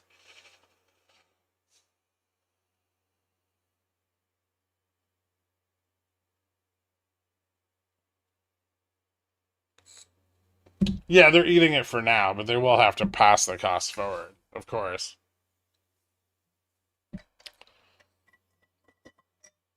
But in doing that, they can weaken their market share. And that can give their competitors who are willing to eat the costs an edge. So in highly competitive markets, this is very dangerous. For monopolies, not so bad. And those do make up like 30% of the SPX, just not all of it.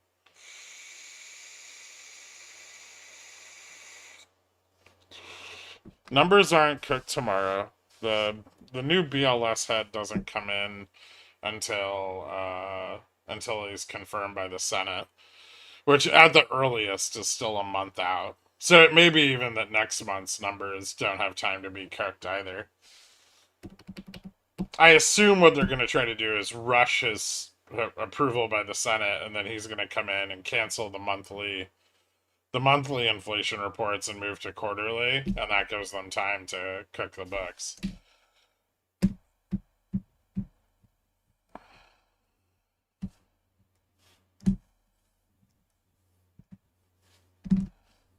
What's up with the IWM squeeze? Everyone's like just super short IWM. And IWM benefits from a looser credit environment, which is what's being priced in by pricing in more Fed cuts. Although the last time the Fed cut a couple times, the credit environment got very, very tight very quickly. Which would likely be the effect again this time, because if the Fed cuts, inflation is going to go up, and then they no longer have any downward pressure on inflation, and inflation will go up rapidly.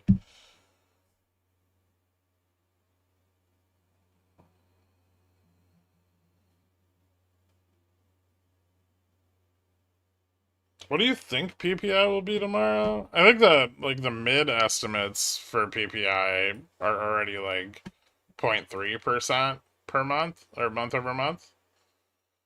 0.2 for headline core. I would say that 0.3 is probably possible on core. Headline core, CPI core was up 0.3. So yeah, I wouldn't be surprised. Also, if jobless claims fall tomorrow, that could have a negative effect also. Like initial jobless claims drop off. They're expected to rise slightly. But continuing jobless claims have a pretty wide expected range. But I think core PPI is expected to move somewhere between 2.7 and 2.9. And yeah, I mean, it's... If core PPI up 0.3, I think headline and core, like if it's like 0.2, 0.3, maybe down like, yeah, like 1%, maybe 2%. I think that would be pretty bad. Because that would, I think 0.3 puts core year over year at 3.0. Or like 0.32 puts core year over year at 3.0.